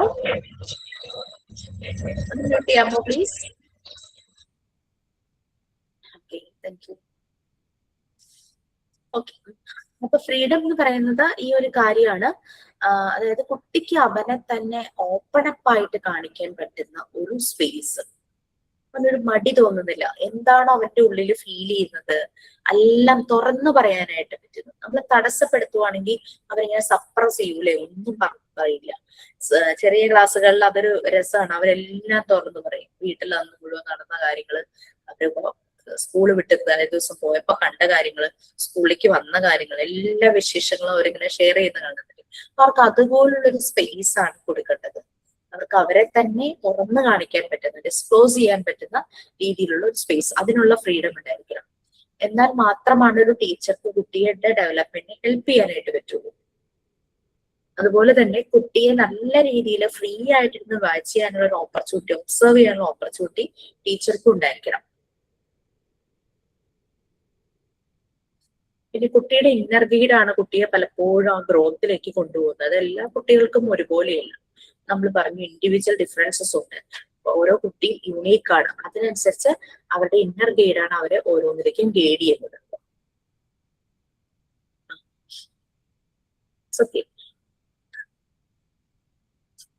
അങ്ങനെ കുട്ടികൾ ആ ഒരു എൻവയോൺമെന്റിലൂടെ നല്ല ഫ്രീ ആയിട്ട് മൂവ് ചെയ്യുന്നു. വളരെ ഇന്റലിജന്റ് ആയിട്ട് തന്നെ കാര്യങ്ങളെല്ലാം ചെയ്യുന്നു. ഒരു റഫ് ആൻഡ് റൂഡ് ആക്ട്സും കുട്ടികളിൽ നിന്ന് വരുന്നില്ല. മോണ്ടിസോറി സ്കൂൾ നിങ്ങൾ വിസിറ്റ് ചെയ്ത് കഴിഞ്ഞാൽ നിങ്ങൾക്ക് അത് കാണാനായിട്ട് പറ്റും. കുട്ടികൾ ഇങ്ങനെ വളരെ ഒബീഡിയന്റ് ആയിട്ട്, ഞാൻ ഫസ്റ്റ് അവർ സ്കൂളിൽ ചെല്ലുമ്പോൾ ഞാൻ ടീച്ചർ പ്രാക്ടീസ് ചെയ്യുമ്പോൾ കണ്ട കാഴ്ചകളാണ്. വളരെ ഒബീഡിയന്റ് ആയിട്ട് ഇങ്ങനെ നടക്കുന്നു. നമ്മുടെ സ്കൂളുകളിലെ പോലെ കൈകെട്ടിയോ അങ്ങനെയൊന്നുമില്ല. അവരെ നോർമൽ എങ്ങനെയാണോ നടക്കുന്നത് ആ രീതിയിൽ തന്നെ വളരെ ശ്രദ്ധിച്ച് നടക്കുമ്പോ ഒക്കെ വളരെ ശ്രദ്ധിക്കും. ചുറ്റുമുള്ളതൊന്നും നാശമാകാതെയോ അങ്ങനെ ഓടി അങ്ങനെ റൂഡായിട്ടുള്ള ആക്ഷൻസ് ഒന്നും അവരിൽ നിന്ന് ഉണ്ടാവാറില്ല. ഇനി ഫ്രീഡത്തിന് സർട്ടൻ ലിമിറ്റ്സ് ഉണ്ട്. ഡോക്ടർ മോണ്ടിസോറി പറഞ്ഞല്ലോ, ഫ്രീഡം വിത്തിൻ ദ ലിമിറ്റ്സ് ആണെന്ന് പറഞ്ഞു. നമ്മൾ പറഞ്ഞു കുട്ടിക്ക് ഫ്രീഡം കൊടുക്കുന്നുണ്ട്. ഏത് ആക്ടിവിറ്റീസ് വേണമെങ്കിലും ചെയ്യാനായിട്ട്, എത്ര നേരം വേണമെങ്കിലും. നമ്മൾ ആ റൈറ്റ്സ് ക്ലാസ് റൂമിൽ വയലേറ്റ് ചെയ്യുന്നില്ല. അപ്പൊ അങ്ങനെ വരുമ്പോൾ അവന് മറ്റുള്ളവരോട് റെസ്പെക്ട് തോന്നുന്നു. അതേസമയം കുട്ടി ചെയ്തുകൊണ്ടിരിക്കുമ്പോ ടീച്ചർ വന്ന് ആ മതി, ഇത്രയും മതി എന്ന് പറഞ്ഞ് പിടിച്ചോണ്ട് പോകുമ്പോഴേക്കും അവൻ നല്ല ഇൻട്രസ്റ്റ് വരുവാണല്ലേ. അപ്പൊ ആ ടീച്ചറോട് അവന് ഭയങ്കര ദേഷ്യം ഫീൽ ചെയ്യും. അതേസമയം അവന് വേണ്ടുന്ന ഒരു സ്പേസും വേണ്ടുന്ന മെറ്റീരിയൽസും കൊടുക്കുമ്പോൾ ഭയങ്കര ഇഷ്ടമായിരിക്കും. അതാണ് റെസ്പെക്ട് ഫോർ അതേഴ്സ് തന്നെ ജനറേറ്റ് ചെയ്യുന്നത്. അതുപോലെ തന്നെ റെസ്പെക്ട് ഫോർ മെറ്റീരിയൽസ്, നാളെയും വരുമ്പോ എനിക്കിത് ചെയ്യാനുള്ളതാണ്, അതുകൊണ്ട് വളരെ സൂക്ഷിച്ച് അത് നല്ലപോലെ ചെയ്തിട്ട് അതുപോലെ തന്നെ ആ സ്ഥലത്ത് അവൻ തിരിച്ചു കൊണ്ടുവയ്ക്കും. മോണ്ടിസോറി സ്കൂളിൽ ആദ്യമായിട്ട് പാരന്റും കുട്ടികളും വരുമ്പോൾ ഡയറക്ടേഴ്സ് അവരെ ഗൈഡ് ചെയ്യുന്നതും അങ്ങനെ തന്നെയാണ്. മെയിൻ ഗേറ്റിന്റെ അവിടെ അവരെ ഇൻവൈറ്റ് ചെയ്യാനായിട്ട്, വെൽക്കം ചെയ്യാനായിട്ട് അവിടുത്തെ അസിസ്റ്റന്റ് സ്റ്റാഫുകൾ ഉണ്ടായിരിക്കും. അവര് ബിൽഡിങ്ങില്, മോണ്ടിസോറി സ്കൂളിന്റെ ബിൽഡിങ്ങിലെ മെയിൻ എൻട്രൻസിൽ എത്തുമ്പോഴേക്കും അവിടെ ഡയറക്ടേഴ്സ് വെയിറ്റ് ചെയ്യുന്നതായിരിക്കും. ആള് വന്ന് അവരെ അകത്തേക്ക് ഇൻവൈറ്റ് ചെയ്ത് എല്ലാ സ്ഥലങ്ങളും കാണിച്ചു കൊടുക്കും, പരിചയപ്പെടുത്തി കൊടുക്കും. അങ്ങനെ ചെയ്യുന്നതിനിടയ്ക്ക് പലതവണ ഇങ്ങനെ പറയും, we have to move gently, we have to speak softly എന്ന് പറഞ്ഞ് വളരെ സോഫ്റ്റ് ആയിട്ട് വളരെ ജെന്റിൽ മൂവ്മെന്റിൽ പോകുന്ന ഒരു മനുഷ്യനായിരിക്കും ഈ ഡയറക്ടേഴ്സ്. അപ്പൊ അങ്ങനെ പറയുമ്പോൾ പലതവണ ഇത് പാരന്റ് കുട്ടിയും കേൾക്കുവാണല്ലോ. അപ്പൊ കുട്ടിയുടെ ഉള്ളിൽ പെട്ടെന്ന് തന്നെ ഇത് അങ്ങോട്ട് രജിസ്റ്റർ ആകും. ആ കുട്ടി മൂവ് ജെന്റ്ലി, സ്പീക്ക് സോഫ്റ്റ്ലി, അത് അവരുടെ ഉള്ളിലേക്ക് കിട്ടും. പിന്നെ അവർക്ക് സ്ഥലം ഇഷ്ടപ്പെടുമ്പോ എന്താ, അവരെ ഗൈഡ് ചെയ്ത ആളെ അവരെ ഫോളോ ചെയ്യും. We have to move gently, we have to speak softly എന്നുള്ളത് അവരുടെ ഉള്ളിൽ ഫസ്റ്റ് ഡേ തന്നെ രജിസ്റ്റർ ആകും. ഇടയ്ക്ക് എപ്പോഴെങ്കിലൊക്കെ ഇങ്ങനെ മറന്നുപോയി ഓടിച്ചാടി പോയാലും പിന്നെ അവൻ ബാക്ക് ടു ആ ഒരു രീതിയിലേക്ക് തന്നെ വരും. നെക്സ്റ്റ് അങ്ങനെ റെസ്പെക്ട് ഫോർ മെറ്റീരിയൽസ്. ഈ മെറ്റീരിയൽസ് നല്ല രീതിയിൽ തന്നെ അത് ഡെമോ നമ്മൾ കാണിച്ചു കൊടുക്കുന്നുണ്ട്. അതുപോലെ തന്നെ കുട്ടി അത് ചെയ്യുന്നുണ്ടോ എന്ന് നമ്മൾ ശ്രദ്ധിക്കണം. ഒബ്സർവേഷൻ, അവൻ അത് കറക്റ്റ് ആക്ടിവിറ്റി കംപ്ലീറ്റ് ആക്കുന്നുണ്ടോ, പലതവണ വാച്ച് ചെയ്ത് അവൻ അതിൽ എന്തെങ്കിലും ആവശ്യമുണ്ട്, സപ്പോർട്ട് ഉണ്ടെന്ന് തോന്നുന്നു മാത്രം ഫെസിലിറ്റേറ്റർ അവന്റെ അടുത്തേക്ക് പോയാൽ മതി. അപ്പൊ ഈ മെറ്റീരിയൽസ് ഇങ്ങനെ കൊടുക്കുമ്പോൾ ഇഷ്ടപ്പെട്ട സാധനമാണല്ലോ. കുട്ടികൾക്ക് ഇഷ്ടപ്പെട്ട ഒരു ടോയ് ഉണ്ടെങ്കിൽ എപ്പോഴും അത് സൂക്ഷിച്ചു വെക്കൂലെ, അതിനെ കെട്ടിപ്പിടിച്ചിട്ടൊക്കെ ആയിരിക്കും ഉറങ്ങുന്നത്. അത് നാശാകാനായിട്ട് അവർ ഒട്ടും ഇഷ്ടപ്പെടില്ല. ഇനി റെസ്പെക്ട് ദ എൻവയോൺമെന്റ്, അവർക്ക് വേണ്ടുന്ന ഫ്രീഡം കിട്ടുന്ന ഒരു എൻവയോൺമെന്റ് ആണല്ലോ, ഒരു സ്പേസ് ആണല്ലോ. അപ്പൊ അവിടെ അവന് ഇഷ്ടപ്പെട്ട ആക്ടിവിറ്റി ചെയ്യാനുള്ള ഒരു സ്പേസും എല്ലാം കിട്ടുന്നു. അപ്പൊ അവൻ ചുറ്റുമുള്ളവരെ ഒന്നും ഡിസ്റ്റർബ് ചെയ്യില്ല. ബാക്കിയുള്ള ടീച്ചേഴ്സിന് എല്ലാവരോടും അവന് ഭയങ്കര ഇഷ്ടമായിരിക്കും, കാരണം അവന് അതിനുള്ള ഒരു അവസരം അവിടെ കിട്ടുന്നുണ്ടല്ലോ. പിന്നെ റെസ്പെക്ട് ഫോർ ഹിംസെൽഫ്, ആ ഓരോ ആക്ടിവിറ്റി ചെയ്ത് അത് അച്ചീവ് ചെയ്ത് കഴിയുമ്പോൾ അവനെ കുറിച്ച് തന്നെ ഒരു പ്രൗഡ് ഫീൽ ആയിരിക്കും. അപ്പൊ അവനെ തന്നെ റെസ്പെക്ട് ചെയ്യും. പിന്നെ അതുപോലെ തന്നെ മെറ്റീരിയൽസ് യൂസ് ചെയ്യുന്നത് യാതൊരു നാശമാകാതെ അത് ഉപയോഗിച്ച് കഴിയുമ്പോൾ അവനൊരു വളരെ ഒരു ഹാപ്പിനെസ് ആ, യെസ് ഞാനിത് നല്ലപോലെ തന്നെ നോക്കിയല്ലോ, അപ്പൊ ഞാൻ ഐ എം ഗുഡ് എന്നുള്ളൊരു ഫീല് വരും. Next progress at his own rate of development. നമ്മള് പറഞ്ഞു ഇവിടെ കുട്ടികളെ നമ്മൾ നിർബന്ധിച്ച്, അതായത് ചെയ്തു വേഗം ചെയ്യുന്നോ ഫോഴ്സ് ഒന്നും ചെയ്യുന്നില്ല. ഓരോ കുട്ടിക്കും അവന്റെ ഓൺ റേറ്റിൽ തന്നെ കാര്യങ്ങൾ ചെയ്യാനുള്ള ഒരു സ്പേസ് അവിടെയുണ്ട്. അങ്ങനെ മോണ്ടിസോറി മെറ്റീരിയൽ എൻവയോൺമെന്റിലുള്ള എല്ലാ ആക്ടിവിറ്റി ഓരോ കുട്ടിക്കും ഇൻഡിവിജ്വൽ ആയിട്ടാണ് പ്രസന്റ് ചെയ്ത് കൊടുക്കുന്നത്. കാരണം എല്ലാ കുട്ടികളും ഒരുപോലെയല്ല, യുണീക്ക് അല്ല, ഡിഫറെന്റ് ആണ്. അപ്പൊ ഇൻഡിവിജ്വലി ആണ് അവരുടെ മുന്നിൽ പ്രസന്റ് ചെയ്യുന്നത്. അവരുടെ ഓൺ, അതായത് ഇപ്പൊ ഒരു കുട്ടി ഒരു ആവറേജ് കുട്ടിയായിരിക്കാം, ഒരു കുട്ടി ഒരു എബോവ് ആവറേജ് ആയിരിക്കാം, ഒരു കുട്ടി എക്സലന്റ് ആയിരിക്കാം അല്ലെ. അപ്പൊ കുട്ടികൾക്കെല്ലാം സെപ്പറേറ്റ് മറ്റേ സാധാരണ ട്രഡീഷണൽ മെത്തേഡിലെ പോലെ ഒരു ഗ്രൂപ്പ് ലേണിംഗ് അല്ല, ഇൻഡിവിജ്വൽ ലേണിംഗ് ആണ് മോണ്ടിസോറി മെത്തേഡില്. ഇവിടെ കോമ്പറ്റീഷനോ റിവാർഡോ അങ്ങനെയുള്ളതൊന്നുമില്ല. വേഗം ചെയ്യും, നീ സ്പീഡ് കുറവാ, മറ്റവൻ മുഴുവൻ ചെയ്തു, പെട്ടെന്ന് ചെയ്തു, അങ്ങനെയുള്ള രീതിയിലുള്ള കമ്പാരിസൺ ചെയ്ത് കോമ്പീറ്റ് ചെയ്യിക്കുന്ന പരിപാടിയൊന്നും ഈ ഒരു എൻവയോൺമെന്റിൽ ഇല്ല. ഇൻഡിപെൻഡൻസ് ആണ്, ഫ്രീഡം ആണ് വിത്തിൻ ലിമിറ്റ്സ്. കുട്ടികളെ പല രീതിയിലുള്ള ഫ്രീഡത്തിന് മെനി ആസ്പെക്ട്സ് ഉണ്ടെന്ന് പറഞ്ഞു. അതാണിത്. ഫ്രീഡം ഓഫ് മൂവ്മെന്റ്, അവർക്ക് ക്ലാസ് റൂമിൽ മൂവ് ചെയ്യാം. അവിടെ നിറയെ വരാന്തകളുണ്ട്. ഇൻസൈഡ് ദ ക്ലാസ് റൂമും ഔട്ട്സൈഡ് ദ ക്ലാസ് റൂമും അവർക്ക് മൂവ് ചെയ്യാനായിട്ട് പറ്റും. ആ ഒരു ഫ്രീഡം ഓഫ് മൂവ്മെന്റ് അവിടെ നല്ല രീതിയിലുണ്ട്. മോണ്ടിസോറി ക്ലാസ് റൂമിനെ പീരീഡ് ആയിട്ട് ഡിവൈഡ് ചെയ്തിട്ടില്ല, നോട്ട് ഡിവൈഡഡ് ബിറ്റ്വീൻ പീരീഡ്. അതുകൊണ്ട് അവർക്ക് മൂവ് ചെയ്യാം. നമ്മുടെ സാധാരണ ട്രഡീഷണൽ മെത്തേഡിൽ എങ്ങനെയാണ്, കുട്ടികൾ ഒരു ക്ലാസ് റൂമിൽ ഇരിക്കും, വേണമെങ്കിൽ ടീച്ചർ ഡോർ അങ്ങ് ലോക്ക് ചെയ്യും, ആ ഒരു പീരീഡ് കഴിയുന്നവരെ കുട്ടി ആ പ്ലേസ് ചെയ്യുന്നേ അനങ്ങില്ല, ടീച്ചർ എന്തെങ്കിലും ഒരു ആവശ്യത്തിന് വിളിക്കുമ്പോൾ മാത്രമാണ് അവിടെ നിന്ന് എണീക്കാനായിട്ട് പറ്റുള്ളൂ. അങ്ങനെയൊക്കെ ഒരു റെസ്ട്രിക്റ്റഡ് ആയിട്ടുള്ള ഒരു ഇതാണ് ഒരു ക്ലാസ് റൂമിൽ വരുന്നത്. പക്ഷെ ഇവിടെ കുട്ടിക്ക് മൂവ് ചെയ്യാം. അവനിപ്പോ പുറത്ത് ഗാർഡനിലേക്ക് പോകണോ, ആ വരാന്തയിലൂടെ അവൻ ഒറ്റയ്ക്ക് ഫ്രീ ആയിട്ട് തന്നെ ഇറങ്ങാം. മെയിൻ ഗേറ്റ് ഒക്കെ ലോക്ക് ആയിരിക്കും, കാരണം അത് സേഫ്റ്റിയാണ്. പിന്നെ ഫ്രീഡം ഓഫ് ചോയ്സ്, അവർക്ക് ഇഷ്ടപ്പെട്ട ആക്ടിവിറ്റീസ് അവർക്ക് തന്നെ ചൂസ് ചെയ്യാം ക്ലാസ് റൂമുകളിൽ. അങ്ങനെ ഫ്രീഡം അവരെ നല്ല രീതിയിൽ നല്ല വർക്കിംഗ് ഹാബിറ്റ്സും നല്ല രീതിയിലുള്ള കോൺസെൻട്രേഷൻ കിട്ടാനും എല്ലാം ഹെൽപ്പ് ചെയ്യും. അപ്പൊ ഇങ്ങനെ ആക്ടിവിറ്റീസ് സെലക്ട് ചെയ്യുമ്പോൾ കുട്ടി പല രീതിയിലുള്ള എക്സ്പീരിയൻസസും എക്സസൈസും ഇതിലൂടെ പോകുന്നു. അപ്പൊ ഇത് ഒരു എക്സാമ്പിൾ പറയുവാണെങ്കിൽ, കൗണ്ടിങ് ചെയ്തുകൊണ്ടിരിക്കുകയാണ് കുട്ടി, പല പ്രാവശ്യം അത് ആക്ടിവിറ്റീസ് ചെയ്യുന്നു. കൗണ്ടിങ് ചെയ്തപ്പോൾ ഒന്ന് തെറ്റിപ്പോയി വിചാരിക്കാം, ബീറ്റ്സിന്റെ സ്ട്രിങ് വെച്ചിട്ട് കൗണ്ട് ചെയ്യുകയാണ്, ജസ്റ്റ് ഒന്ന് തെറ്റി, അവൻ വീണ്ടും അത് ചെയ്യും. ഇങ്ങനെ പലതവണ ചെയ്യുമ്പോൾ അവിടെ അത് ഓട്ടോ എഡ്യൂക്കേഷൻ നടക്കുകയാണ്. അതുപോലെ തന്നെ എന്തെങ്കിലും മിസ്റ്റേക്ക് വന്നു കഴിഞ്ഞാൽ ഓട്ടോ കറക്ഷൻ നടക്കുക. പിന്നീട് അവർ സ്റ്റാക്ക് ചെയ്തു വന്നപ്പോഴേക്കും ഷേപ്പിൽ എന്തോ വ്യത്യാസം വന്നു, അവരതെല്ലാം വീണ്ടും മാറ്റിയിട്ട് വീണ്ടും ചെയ്യും അല്ലെ. അങ്ങനെ ഒരു ഓട്ടോ എഡ്യൂക്കേഷനും ഓട്ടോ കറക്ഷനും നടക്കുന്ന രീതിയിലാണ് അടുത്ത മെറ്റീരിയൽസ്. അപ്പൊ ആ രീതിയിൽ മെറ്റീരിയൽസ് ചൂസ് ചെയ്യാനുള്ള ഫ്രീഡം കിട്ടും. പിന്നെ സംസാരിക്കാൻ ട്രഡീഷണൽ സ്കൂളിൽ നിന്നും ഡിഫറെന്റ് ആണ് മോണ്ടിസോറി ക്ലാസ് റൂം എന്ന് പറയുന്നത്. കുട്ടികൾക്ക് സംസാരിക്കാം, അവർക്ക് വേണമെങ്കിൽ ഒരുമിച്ചിരുന്ന ആക്ടിവിറ്റീസ് ചെയ്യാം, ഒറ്റയ്ക്ക് ചെയ്യണമെങ്കിൽ ഒറ്റയ്ക്ക് ചെയ്യാം. അവർ ഫോഴ്സ് ചെയ്യുന്നില്ല അവിടെ ഒന്നിനും. അവർക്ക് ഗ്രൂപ്പിൽ ജോയിൻ ചെയ്യാം, പലതും ഷെയർ ചെയ്യാം. പിന്നെ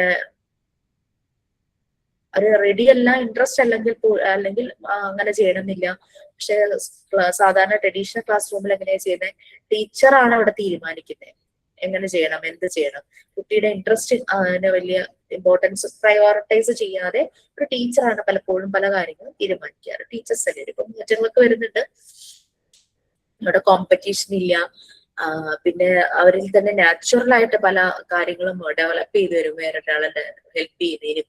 അങ്ങനെ പിന്നെ അതുപോലെ തന്നെ സർട്ടൻ റൂൾസ് അങ്ങനെയൊന്നും സെറ്റ് ചെയ്തിട്ട് അത് നിർബന്ധമായും പാലിക്കണം ആ രീതിയിലൊന്നുമില്ല. അവിടെയൊക്കെ അത് ഓട്ടോമാറ്റിക് ആയിട്ടാണ് മോണ്ടിസോറി എൻവയോൺമെന്റിൽ വരുന്നത്.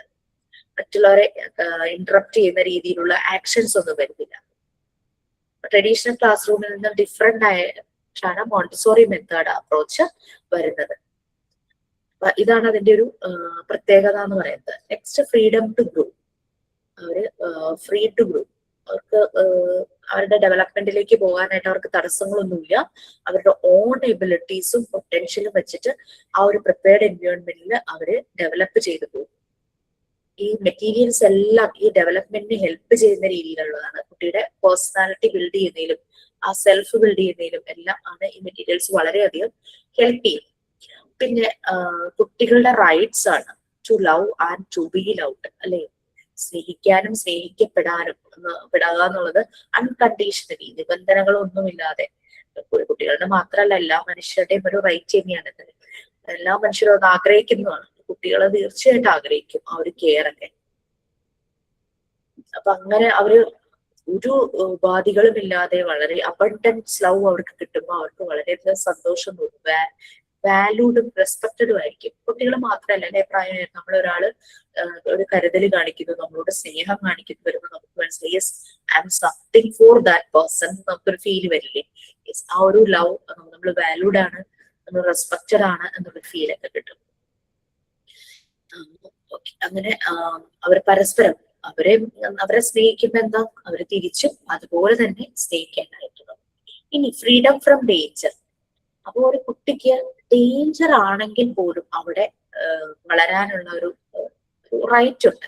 അല്ലാതെ നമ്മൾ എപ്പോഴും കുട്ടിയെ ഇങ്ങനെ കൺട്രോൾ ചെയ്ത് പീഡിപ്പിച്ച് കത്തിയെടുക്കരുത് അങ്ങനെ അങ്ങനെയൊക്കെ പറഞ്ഞുകൊണ്ടൊക്കെ ഇരിക്കുമല്ലോ. അപ്പൊ കഴിഞ്ഞ ദിവസം അപ്പുറത്തെ വീട്ടിലെ കുട്ടി വിളക്കൊക്കെ കത്തിക്കുന്നത് ഞാൻ കണ്ടിട്ടുള്ളതാണ് കേട്ടോ.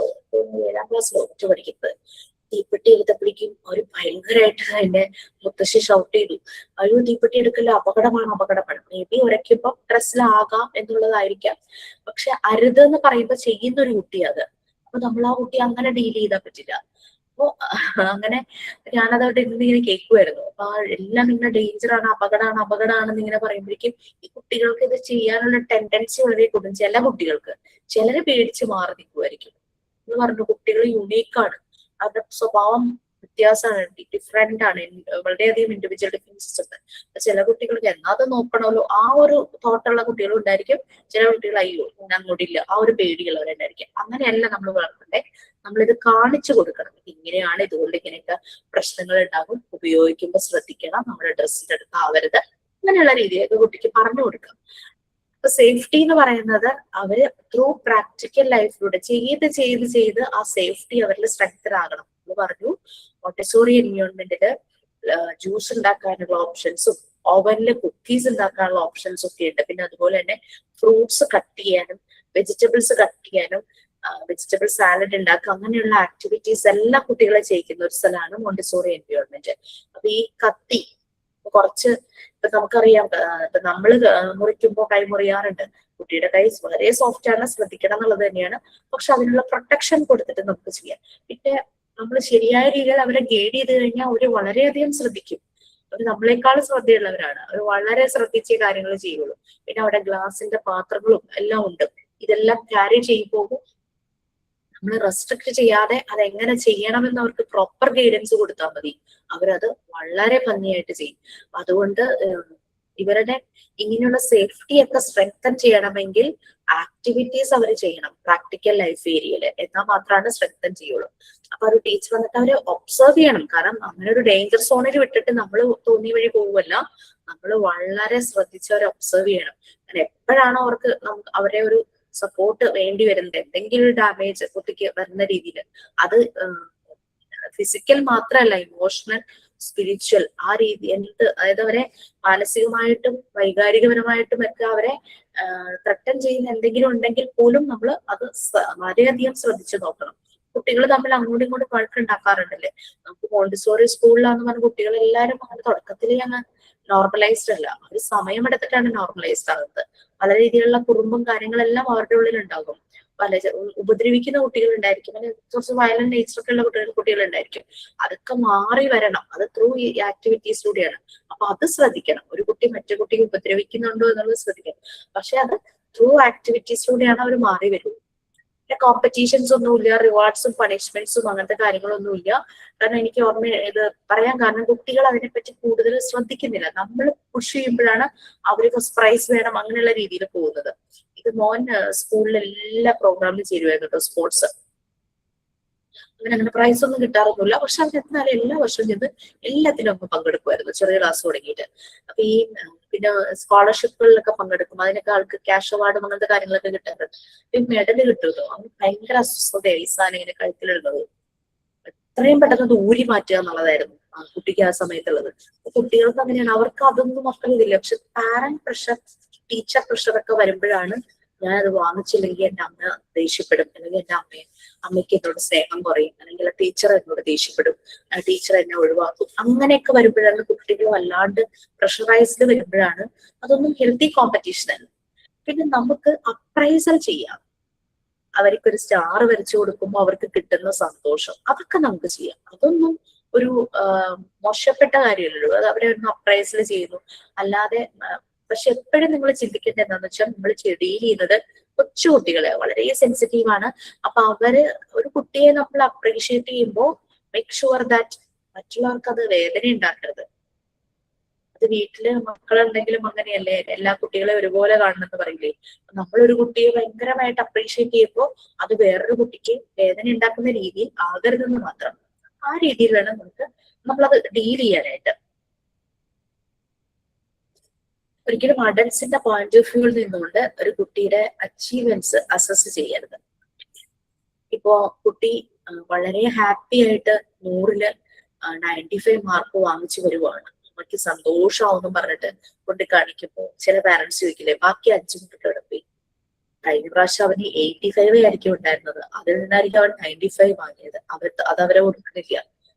5 മാർക്ക് എവിടെ പോകും? കുട്ടിക്ക് എന്ത് വിഷമം ഉണ്ടായി കാണും അല്ലേ? അവൻ ഭയങ്കര ഹാപ്പി ആയിട്ട് കഴിഞ്ഞ പ്രാവശ്യത്തേക്കാളും നല്ല മാർക്ക് കിട്ടിയല്ലോ എന്നുള്ള ഹാപ്പിനെസ്സോടുകൂടി ഓടി വരുമ്പോഴായിരിക്കും ഈ ഒരു ചോദ്യം വരുന്നത്. അതോടുകൂടി ഡൗൺ ആയി പോയി കുട്ടികൾ. അതുകൊണ്ടാണ് നമ്മൾ ഈ കോമ്പറ്റീഷൻ, അതുപോലെ തന്നെ പണിഷ്മെന്റ്, അങ്ങനെയുള്ള കാര്യങ്ങൾ, റിവാർഡ്സ്, അങ്ങനെയുള്ള കാര്യങ്ങൾ വേണ്ട പറയുന്നത്.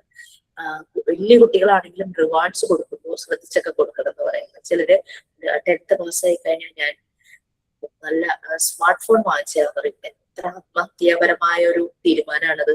എത്രയോ കുട്ടികൾ നശിച്ചുപോയിട്ടുണ്ടെന്നറിയോ? എനിക്ക് നേരിട്ടറിയാവുന്ന കുറേ കേസസ് ഉണ്ട്. 10ാം ക്ലാസ് നല്ല മാർക്കിൽ പാസ്സാവും, ഇവർക്ക് മൊബൈൽ വാങ്ങിച്ചു കൊടുക്കും. +1 +2 കഷ്ടിച്ചായിരിക്കും, നിരങ്ങി നീങ്ങിയായിരിക്കും പാസ്സാവുന്നത്.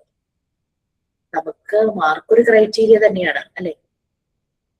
അതായത് എന്താണോ ആ കുട്ടിയുടെ പൊട്ടൻഷ്യൽ, അതിനനുസരിച്ച് പഠിക്കാനായിട്ട് അതിന് പറ്റണം, പഠിക്കാനായിട്ട് അതിന് ഇൻട്രസ്റ്റ് ഉണ്ടാവണം.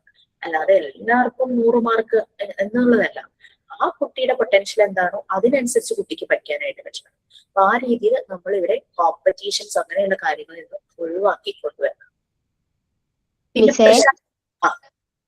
കഴിഞ്ഞ ദിവസം ഇതുപോലെ ഒരു സംഭവം ഉണ്ടായേ. എന്റെ മോൻ UKG ഈ വർഷം. അപ്പൊ ആ ക്ലാസ്സിൽ ഇങ്ങനെ ആദ്യമായിട്ട് കേൾക്കുന്ന റൈംസാ, അവരെ പാഠപുസ്തകത്തിൽ നിന്ന് പഠിപ്പിക്കുന്ന. അപ്പൊ റൈംസ് ചൊല്ലിക്കഴിഞ്ഞപ്പോ അവൻ അങ്ങനെ സ്പീഡിൽ കുറെ തവണ പറഞ്ഞു കൊടുത്താലേ അവൻ പെട്ടെന്ന് അത് ക്യാച്ച് ചെയ്യുള്ളൂ. അപ്പൊ ക്ലാസ്സിൽ ഇങ്ങനെ റൈംസ് ചൊല്ലി കൊടുത്തു കഴിഞ്ഞപ്പോ ഇത് ഉറക്കെ പറയുന്നവർക്ക് മിഠായി ഉണ്ടെന്ന് എന്തോ പറഞ്ഞു. അപ്പൊ ഇവന് പെട്ടെന്ന് ആ വേർഡ്സുകളൊന്നും പെട്ടെന്ന് കിട്ടുന്നില്ല, കാരണം ഇച്ചിരി ടഫായിട്ടുള്ള വേർഡ്സുകളെ റൈംസിനകത്തുള്ളത്. അപ്പൊ അവന് കിട്ടിയില്ല. ട്യൂൺ എന്തോ അവനറിയാം, പക്ഷെ വേർഡ്സുകളൊന്നും കിട്ടിയില്ല. അപ്പൊ അവനത് ചൊല്ലാൻ പറ്റില്ല. അവനെന്നല്ല, കുറച്ച് പിള്ളേർക്കൊന്നും പറ്റിയില്ല, ചൊല്ലാൻ പറ്റിയില്ല. എന്നിട്ട് കുറച്ച് കുഞ്ഞുങ്ങൾക്ക് മാത്രമേ പറ്റിയുള്ളൂ. അപ്പൊ അവർക്കെല്ലാം ടീച്ചർ മിഠായി കൊടുത്തു. ഈ ഉറക്കെ പാടിയ കുഞ്ഞുങ്ങൾക്കെല്ലാം കൊടുത്തു, മിഠായി കൊടുത്തു. അപ്പൊ ഈ കുറച്ച് കുഞ്ഞുങ്ങൾക്ക് മാത്രം കൊടുത്തില്ല. ബസ്സിൽ നിന്ന് ഇറങ്ങി അവൻ എന്റെ തോളയിലോട്ട് കയറി ഫസ്റ്റ് പറഞ്ഞ് എന്റെ ചെവി പറഞ്ഞ, അമ്മേ എനിക്ക് ഇന്ന് മിസ് മിഠായി തന്നില്ല, അവനക്കെല്ലാം കൊടുത്തു, ഞങ്ങൾക്ക് മാത്രം കിട്ടിയില്ലെന്ന് പറഞ്ഞു. എനിക്കത് കേട്ടപ്പോ എന്താ കാര്യം അന്നേരം ചോദിച്ചവൻ പറഞ്ഞു ഉറക്കെ പറയാൻ പറഞ്ഞു. അപ്പൊ പറ്റിയില്ല എന്ന് പറഞ്ഞു, അറിയത്തില്ലായിരുന്നു എന്ന് പറഞ്ഞു. പിന്നെ ഞാൻ അവിടെ കടയിൽ കയറി അവന് മിഠായി ഒക്കെ വാങ്ങിച്ചു കൊടുത്തു. അപ്പൊ അമ്മ വാങ്ങിച്ചു തന്നില്ലേന്ന് പറഞ്ഞു. അപ്പോഴേ ഞാൻ ഓർത്ത് ആ മിസ് ചെയ്തത് ഒരിക്കലും ശരിയായില്ലല്ലോ. എല്ലാ കുഞ്ഞുങ്ങളും ഇത് ചൊല്ലുന്നുണ്ടോ എന്ന് അറിഞ്ഞിട്ട് എല്ലാ കുഞ്ഞുങ്ങളും ഒരു 4 പേരെ വെച്ച് എല്ലാരെയും ഒന്ന് ചൊല്ലിപ്പിച്ചിട്ട്, ഇപ്പൊ പറഞ്ഞില്ലേ പോലും ഒന്ന് ചുണ്ടെങ്കിലും അനക്കിയാല് അവർക്ക് കൊടുത്ത കണക്ക് ഒരു മിഠായി കൊടുക്കുമായിരുന്നത് നല്ലതായിരുന്നു.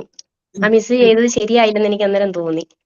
അങ്ങനെ ചെയ്യാൻ പാടില്ലെന്നുള്ളതാണ് മിസ്സേ. അതെ അതെ, അത് ചെറിയ കുട്ടികളല്ലോ, ഒത്തിരി ചെറിയ കുട്ടികൾ. ഈവൻ ഞങ്ങള് വലിയ കുട്ടികൾക്ക് ആക്ടിവിറ്റീസ് കൊടുക്കുമ്പോൾ ഞങ്ങൾ പറയും ഇത് ഉള്ളവർക്ക് തരാമെന്ന് പറഞ്ഞാലും എല്ലാവർക്കും നമ്മൾ കൊടുക്കുമായിരുന്നു. കിട്ടിയ കുട്ടികൾ മറ്റുള്ളവരായിട്ട് ഷെയർ ചെയ്യുന്നത്. ഇവര് കുഞ്ഞു കുട്ടികളല്ലേ, അവർക്ക് അത്രയും അതാ ടീച്ചർ ചെയ്ത് ശരിയായില്ല എന്ന് തന്നെ പറയാം. മീറ്റിങ്ങിന് പറയണോ? അത് തീർച്ചയായിട്ടും പറയണം. ഞാൻ എണീറ്റെന്ന് പറയും.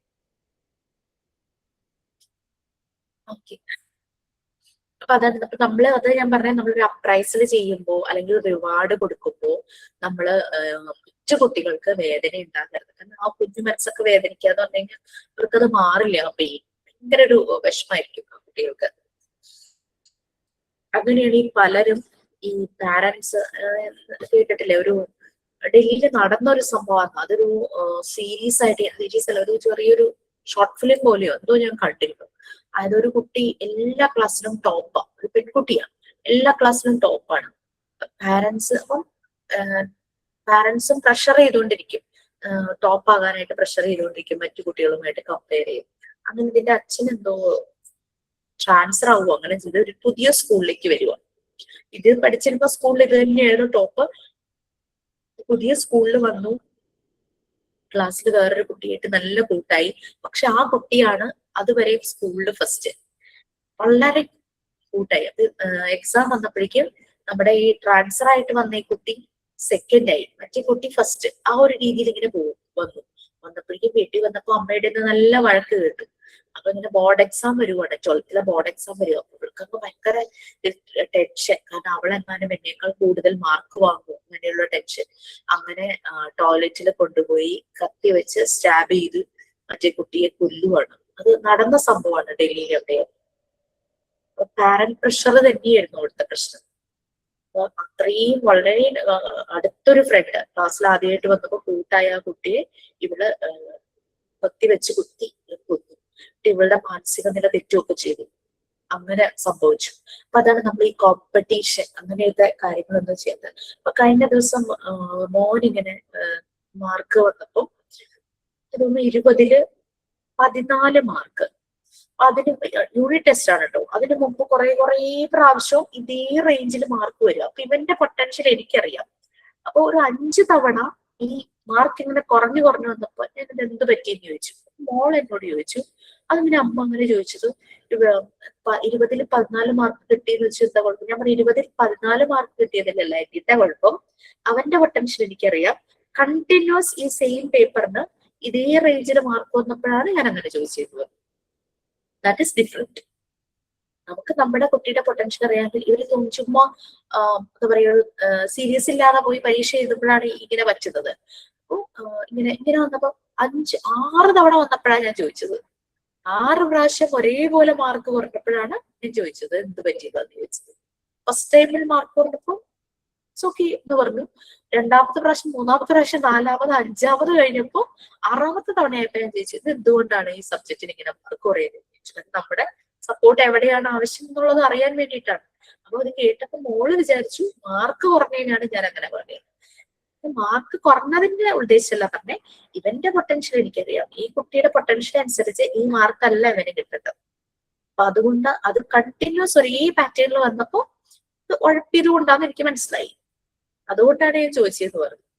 അപ്പൊ ദാറ്റ് ഇസ് ഡിഫറെന്റ്. നമ്മൾ കുട്ടികളോട് അങ്ങനെ മാർക്ക് ഇത് അങ്ങനെ ചോദിക്കരുതെന്നല്ല ഞാൻ പറയുന്നത്. ചെറിയ ക്ലാസ്സിലൊക്കെ നമ്മുടെ സപ്പോർട്ടാണ്. വലിയ ക്ലാസ്സിൽ വരുമ്പോൾ അവർ തന്നെ പഠിക്കുമ്പോൾ അവരുടെ പൊട്ടൻഷ്യൽ എന്താന്നുള്ളത് നമുക്കറിയാൻ പറ്റണം. അവരും അറിഞ്ഞിരിക്കണം എന്നെ കൊണ്ട് പറ്റുന്നുള്ളത്.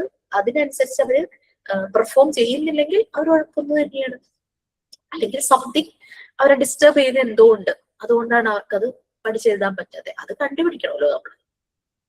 ഓക്കെ, നെക്സ്റ്റ് ഞാനൊരു കുറച്ച് സമയം കൂടെ ഒന്ന് എടുത്തോട്ടെ. കുഴപ്പമില്ലല്ലോ? എവിടെയെങ്കിലും പോകണം? ഉച്ചയ്ക്ക് എനിക്ക് 1 hour എടുക്കാൻ പറ്റുള്ളൂ. നിങ്ങളുടെ 16 ബാച്ചുകാർക്കാണെന്ന് തോന്നുന്നു ഫോണിക്സിന്റെ ക്ലാസ് വെച്ചിട്ടുണ്ടല്ലോ. Next, okay, freedom from pressure. അത് നമ്മൾ പറഞ്ഞു, നമ്മൾ പ്രഷറൈസ് ചെയ്യരുത് കുട്ടികളെ. അത് അവരെ സഫോക്കേറ്റ് ചെയ്യും. അങ്ങനെ പ്രഷറൈസ് ചെയ്തതിന്റെ ഒക്കെ അങ്ങനെ പറഞ്ഞല്ലോ. കുട്ടികള് ഒന്നുമില്ലെങ്കിൽ ചില കുട്ടികള് ഇടയ്ക്കിങ്ങനെ ഇറങ്ങിപ്പോവും, ചില കുട്ടികള് തന്നെ ഹാം ചെയ്യാൻ നോക്കും. ഇപ്പം ഫ്രണ്ടിനെ ഉപദ്രവിച്ച കേസ് നമ്മൾ കണ്ടു. ഓക്കെ, അവരെ ഓൺ റേറ്റിൽ തന്നെ അവരെ ഡെവലപ്പ് ചെയ്യാനായിട്ട് അവരെ അനുവദിക്കുക, പെർമിറ്റ് ചെയ്യുക എന്നുള്ളതാണ്. മറ്റുള്ള അങ്ങനെ പാരന്റ്സിന്റെ പ്രതീക്ഷ അങ്ങനെ ഇങ്ങനെ പറഞ്ഞ് അങ്ങനെ ഒരു രീതിയിലും അവരെ ഫോഴ്സ്. കാരണം ചില പാരന്റ്സ് ഉണ്ട് പറഞ്ഞുകൊണ്ടല്ലേ എനിക്ക് പറ്റിയില്ല എന്റെ കുട്ടിയെങ്കിലും ചെയ്യട്ടെ എന്നുള്ള രീതിയിൽ ആ രീതിയിൽ പ്രഷറൈസ് ചെയ്യുന്ന ഒരു പാരന്റ്സ് ഉണ്ടല്ലോ. അപ്പൊ ഞാൻ എൻ്റെ ഒരു ഫ്രണ്ട് ഇടയ്ക്ക് ക്ലാസ് പറഞ്ഞിട്ടുണ്ട്. ആ കുട്ടി ഇപ്പൊ +1 അവൻ ചെറിയ ക്ലാസ് തുടങ്ങി ഒട്ടും സപ്പോർട്ട് പാരന്റ്സിന്റെ സൈഡിൽ നിന്നുണ്ടായിരുന്നു. നീ പഠിക്കേണ്ട ആ ഒരു രീതിയിൽ കൊറോണ സമയത്ത് കോപ്പി അടിക്കാനായിട്ട് വീട്ടുകാർ തന്നെ നല്ലൊരു ഇത് പ്രൊമോട്ട് ചെയ്തു. കാരണം ഓൺലൈനിൽ എക്സാം എഴുതുമ്പോൾ ടീച്ചർ കാണുന്നില്ലല്ലോ ഇങ്ങനെ എഴുതുന്നതെന്ന്. ആ രീതിയിൽ അവരൊന്നും ശ്രദ്ധിച്ചില്ല. നമ്മുടെ കുട്ടിയുടെ നല്ലൊരു ടൈം പോയി. പിന്നെ അവന് 10th ആയപ്പോഴേക്ക് ഇവര് പിന്നെ സ്ട്രഗിൾ ചെയ്ത് കുട്ടി അങ്ങനെ ഇങ്ങനെ ട്യൂഷൻ കൊടുത്ത് അങ്ങനെ ഇങ്ങനെയൊക്കെ അവൻ 73% ആണ് +2 മാർക്ക് കിട്ടിയത്. അപ്പം പാരന്റ്സിന് ഭയങ്കര ദേഷ്യമായി. അവർ 85 കിട്ടുന്ന പ്രതീക്ഷിച്ചു. അക്ഷരം കൂട്ടി വായിക്കാൻ പറ്റാത്തൊരു കുട്ടിയാണെന്ന് ഓർക്കണം. ബുദ്ധിമുട്ടി സ്ട്രഗിൾ ചെയ്തിരുന്ന ഒരു കുട്ടിയാണ്. കുട്ടി 73 എന്ന് പറഞ്ഞാൽ അത് നല്ലൊരു റിസൾട്ട് ആയിട്ടാണ് എനിക്ക് തോന്നുന്നത്. കാരണം 45-48% കിടന്നിരുന്ന കുട്ടിയാണ് ബോർഡ് എക്സാമിന് 73 കിട്ടിയത്. അതൊരു നല്ല മാർക്ക്. ഞാൻ പറഞ്ഞു നല്ല മാർക്കാണല്ലോ എന്ന് പറഞ്ഞപ്പോ എന്നോട് എന്റെ പാരന്റ് പറയുന്നു നല്ല മാർക്കോ, ഇതാണോ നല്ല മാർക്ക്, ഞാൻ എന്തൊക്കെ ചെയ്തു കൊടുത്തു, അങ്ങനെ ഇങ്ങനെ കുറേ ഇങ്ങനെ പറഞ്ഞു. അങ്ങനെ പാരന്റ്സിന്റെ ഒരു പ്രതീക്ഷ. പക്ഷെ ആ കുട്ടിയുടെ വിജയം വലിയൊരു വിജയമാണ്. 48%-ൽ 73 അവൻ എത്തണമെങ്കിൽ അവൻ എത്ര സ്ട്രഗിൾ ചെയ്തു. അപ്പൊ പാരന്റ് പറയുന്നത് ഞാനാണ് കഷ്ടപ്പെട്ടത്. ഞാൻ പറഞ്ഞു അതങ്ങനെ ശരിയാവും, കുട്ടിയല്ലേ പരീക്ഷ എഴുതിയത്. അപ്പൊ അവന്റെ കഷ്ടപ്പാട് തന്നെയാണ് ആ റിസൾട്ട് വന്നത്. അങ്ങനെ ഞാൻ അവൻ എന്തെങ്കിലും വാങ്ങിച്ചു കൊടുക്കാന്ന് പറഞ്ഞപ്പോ എന്നോട് പറഞ്ഞത് അവനെന്തിനാ വാങ്ങിച്ചു കൊടുക്കണേ, ഞാനാ കഷ്ടപ്പെട്ടെ, എനിക്ക് വാങ്ങിച്ചു തന്നാ മതി പറഞ്ഞു.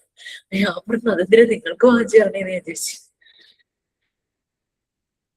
അപ്പൊ അങ്ങനെ ഓരോരോ പാരന്റ്സ്, പല പാരന്റ്സിനെ ഇങ്ങനെ നമുക്ക് കാണാം. അപ്പൊ അങ്ങനെ പ്രഷറൈസ് ചെയ്തത് സ്ട്രക്ചർ ആൻഡ് ഓർഡർ നമ്മൾ പറഞ്ഞു. നമ്മൾ എങ്ങനെ ആയിരിക്കണം അവിടുത്തെ ഒരു അറ്റ്മോസ്ഫിയർ എന്നുള്ള കാര്യമൊക്കെ നമ്മൾ പറഞ്ഞിരുന്നു അല്ലെ. ഈ സ്ട്രക്ചറും അത് മാത്രമല്ല ഈ സ്ട്രക്ചർ ഓർഡർ സിസ്റ്റമാറ്റിക് നമുക്ക് നമ്മളുടേതായിട്ടുള്ള ഒരു സിസ്റ്റമാറ്റിക് ഉണ്ടല്ലേ ഓർഡർ. അടുക്കളയിൽ സാധനങ്ങൾ അടുക്കി വെക്കുക, ബെഡ്റൂമിൽ അടുക്കി വെക്കുക, ഷെൽഫിൽ നമ്മുടെ ഡ്രസ്സുകളെല്ലാം അടുക്കി വെക്കുക, അങ്ങനെ ഒരു നമ്മുടെ ഡ്രസ്സിംഗ് ടേബിളിലെല്ലാം അടുക്കി വെക്കുക, ഡൈനിങ് ടേബിൾ സെറ്റ് ചെയ്യുക. നമുക്കൊരു ഓർഡർ ഉണ്ട്.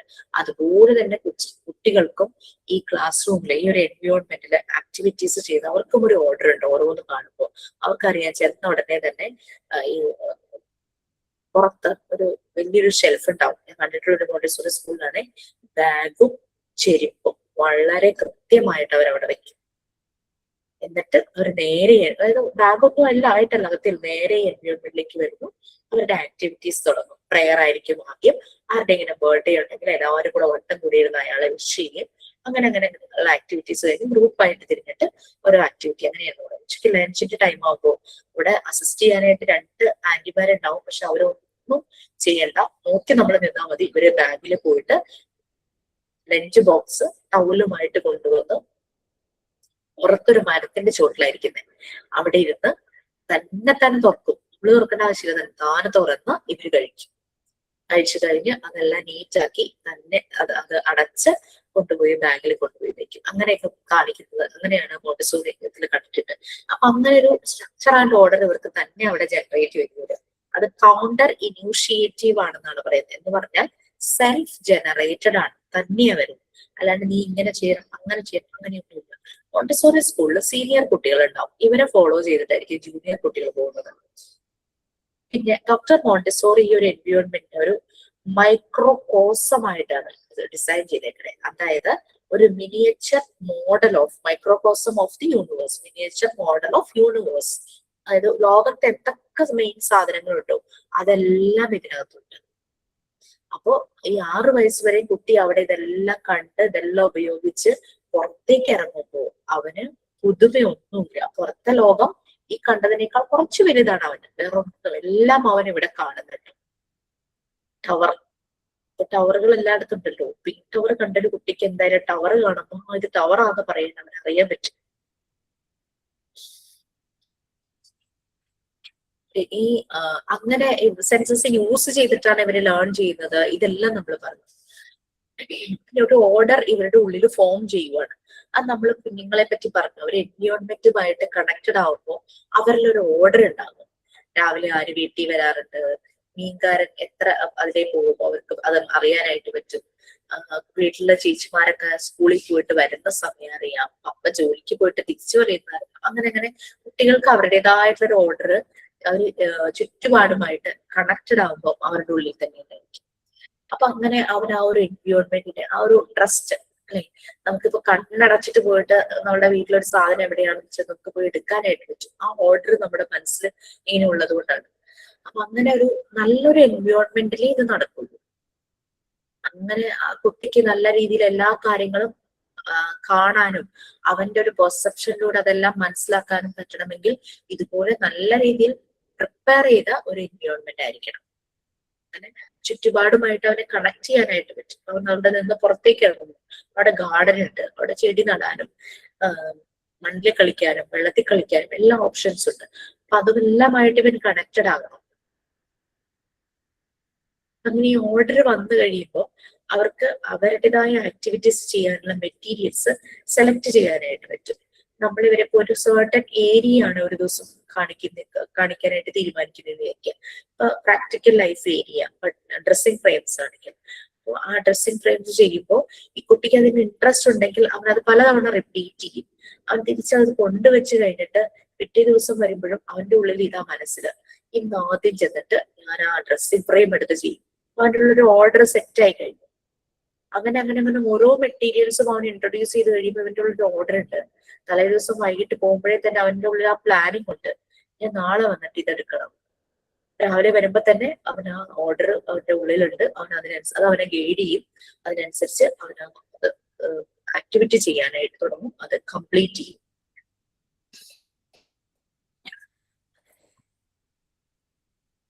അപ്പോ ഇതെല്ലാം ഒരു ടീച്ചർ ഒബ്സർവ് ചെയ്യണം. എങ്ങനെയാണ് ഇവൻ ആ സ്ട്രക്ചർ ഓർഡർ ഇവനിൽ ഫോം ചെയ്യുന്നത്, എങ്ങനെയാണ് ഇവനിൽ ഈ ഫ്രീഡം ഡെവലപ്പ് ചെയ്ത് കാര്യങ്ങൾ ഇൻഡിപെൻഡന്റ് ആയിട്ട് ചെയ്യാൻ തുടങ്ങുന്നത്, ഇതെല്ലാം ഒരു ടീച്ചർ ഒബ്സർവ് ചെയ്തിരിക്കണം.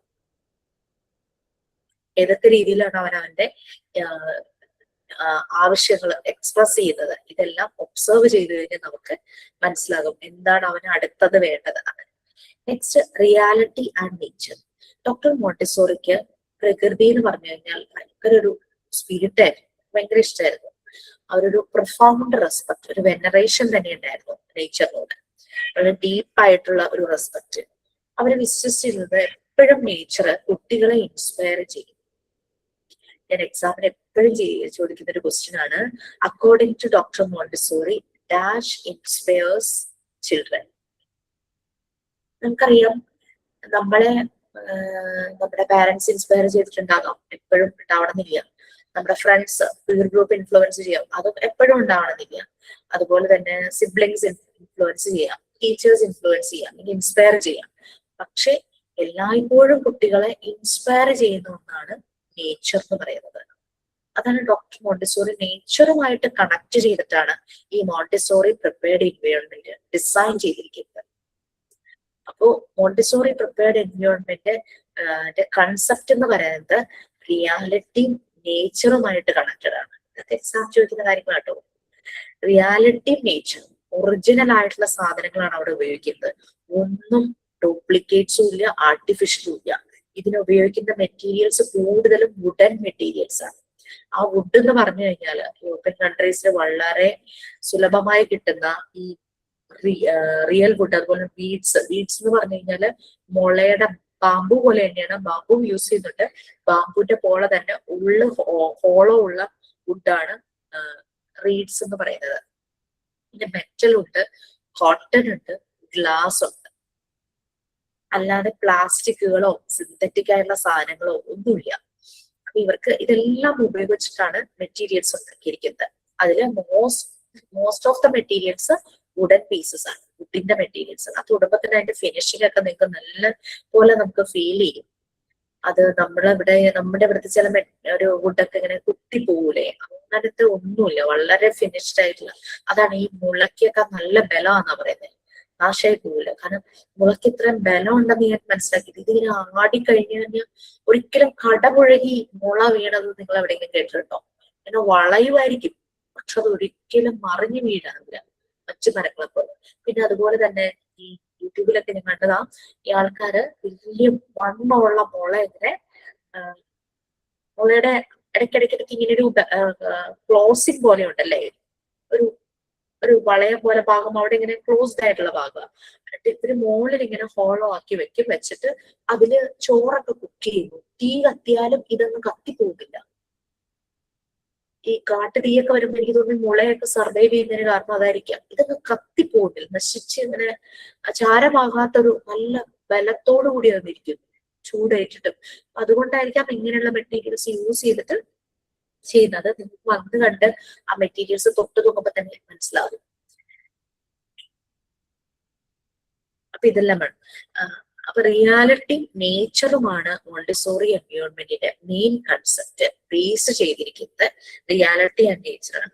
കുട്ടികൾക്ക് എപ്പോഴും ആ ഒരു നേച്ചറുമായിട്ടും റിയാലിറ്റിയുമായിട്ടും കണക്ട് ചെയ്യാനായിട്ട് പറ്റും. സാധാരണ നമ്മൾ വീടുകളിൽ അവരെ ഒട്ടും ഇങ്ങനെ അങ്ങനെ മുന്നിൽ കളിക്കരുത്, വെള്ളത്തിൽ പോലെ ഇങ്ങനെയൊക്കെയുള്ള റെസ്ട്രിക്ഷൻ, ഡൂസ് ആൻഡ് ഡോൺസ് ആണ് കൂടുതലും കാണാറ്.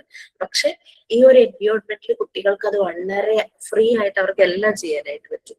ഇത് ഇങ്ങനെ നമ്മൾ റിയാലിറ്റിയും നേച്ചറുമായിട്ട് കുട്ടികളെ കണക്ട് ചെയ്യുമ്പോൾ അവർക്ക് ഇല്ലാത്ത കാര്യങ്ങൾ, ഇല്യൂഷൻ, ഫാന്റസി ഒന്നും അവരുടെ മനസ്സിലുണ്ടാവില്ല.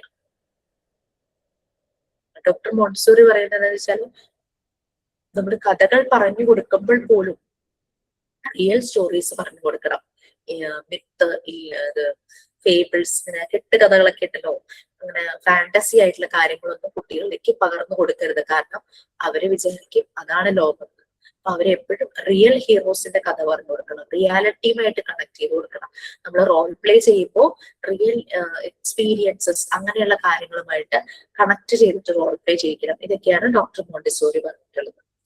ഇത് നമ്മളെ സംബന്ധിച്ച് നമ്മളൊക്കെ നമ്മളുടെ ചെറുപ്പത്തിൽ ഇങ്ങനെ ഫാന്റസി അങ്ങനെയുള്ള കഥകളൊക്കെ നമ്മൾ കേട്ടിട്ടുണ്ട്. പക്ഷെ നമുക്കൊക്കെ അതിൽ നിന്ന് പെട്ടെന്ന് പുറത്തേക്ക് വരാൻ പറ്റുമായിരുന്നു. ഈവൻ നമ്മളെ ചെറുപ്പകാലത്ത് പോലും അത് എൻജോയ് ചെയ്യുമ്പോൾ ആലീസ് ഇൻ വണ്ടർലാൻഡ് ഒക്കെ ഞാൻ പറഞ്ഞിട്ടുണ്ട്. അതൊക്കെ വായിക്കുമ്പോൾ ഇങ്ങനെ ആലീസിന്റെ കൂടെ പോകുന്ന പോലെ ഒരു ഫീല് തോന്നിയിരുന്നു.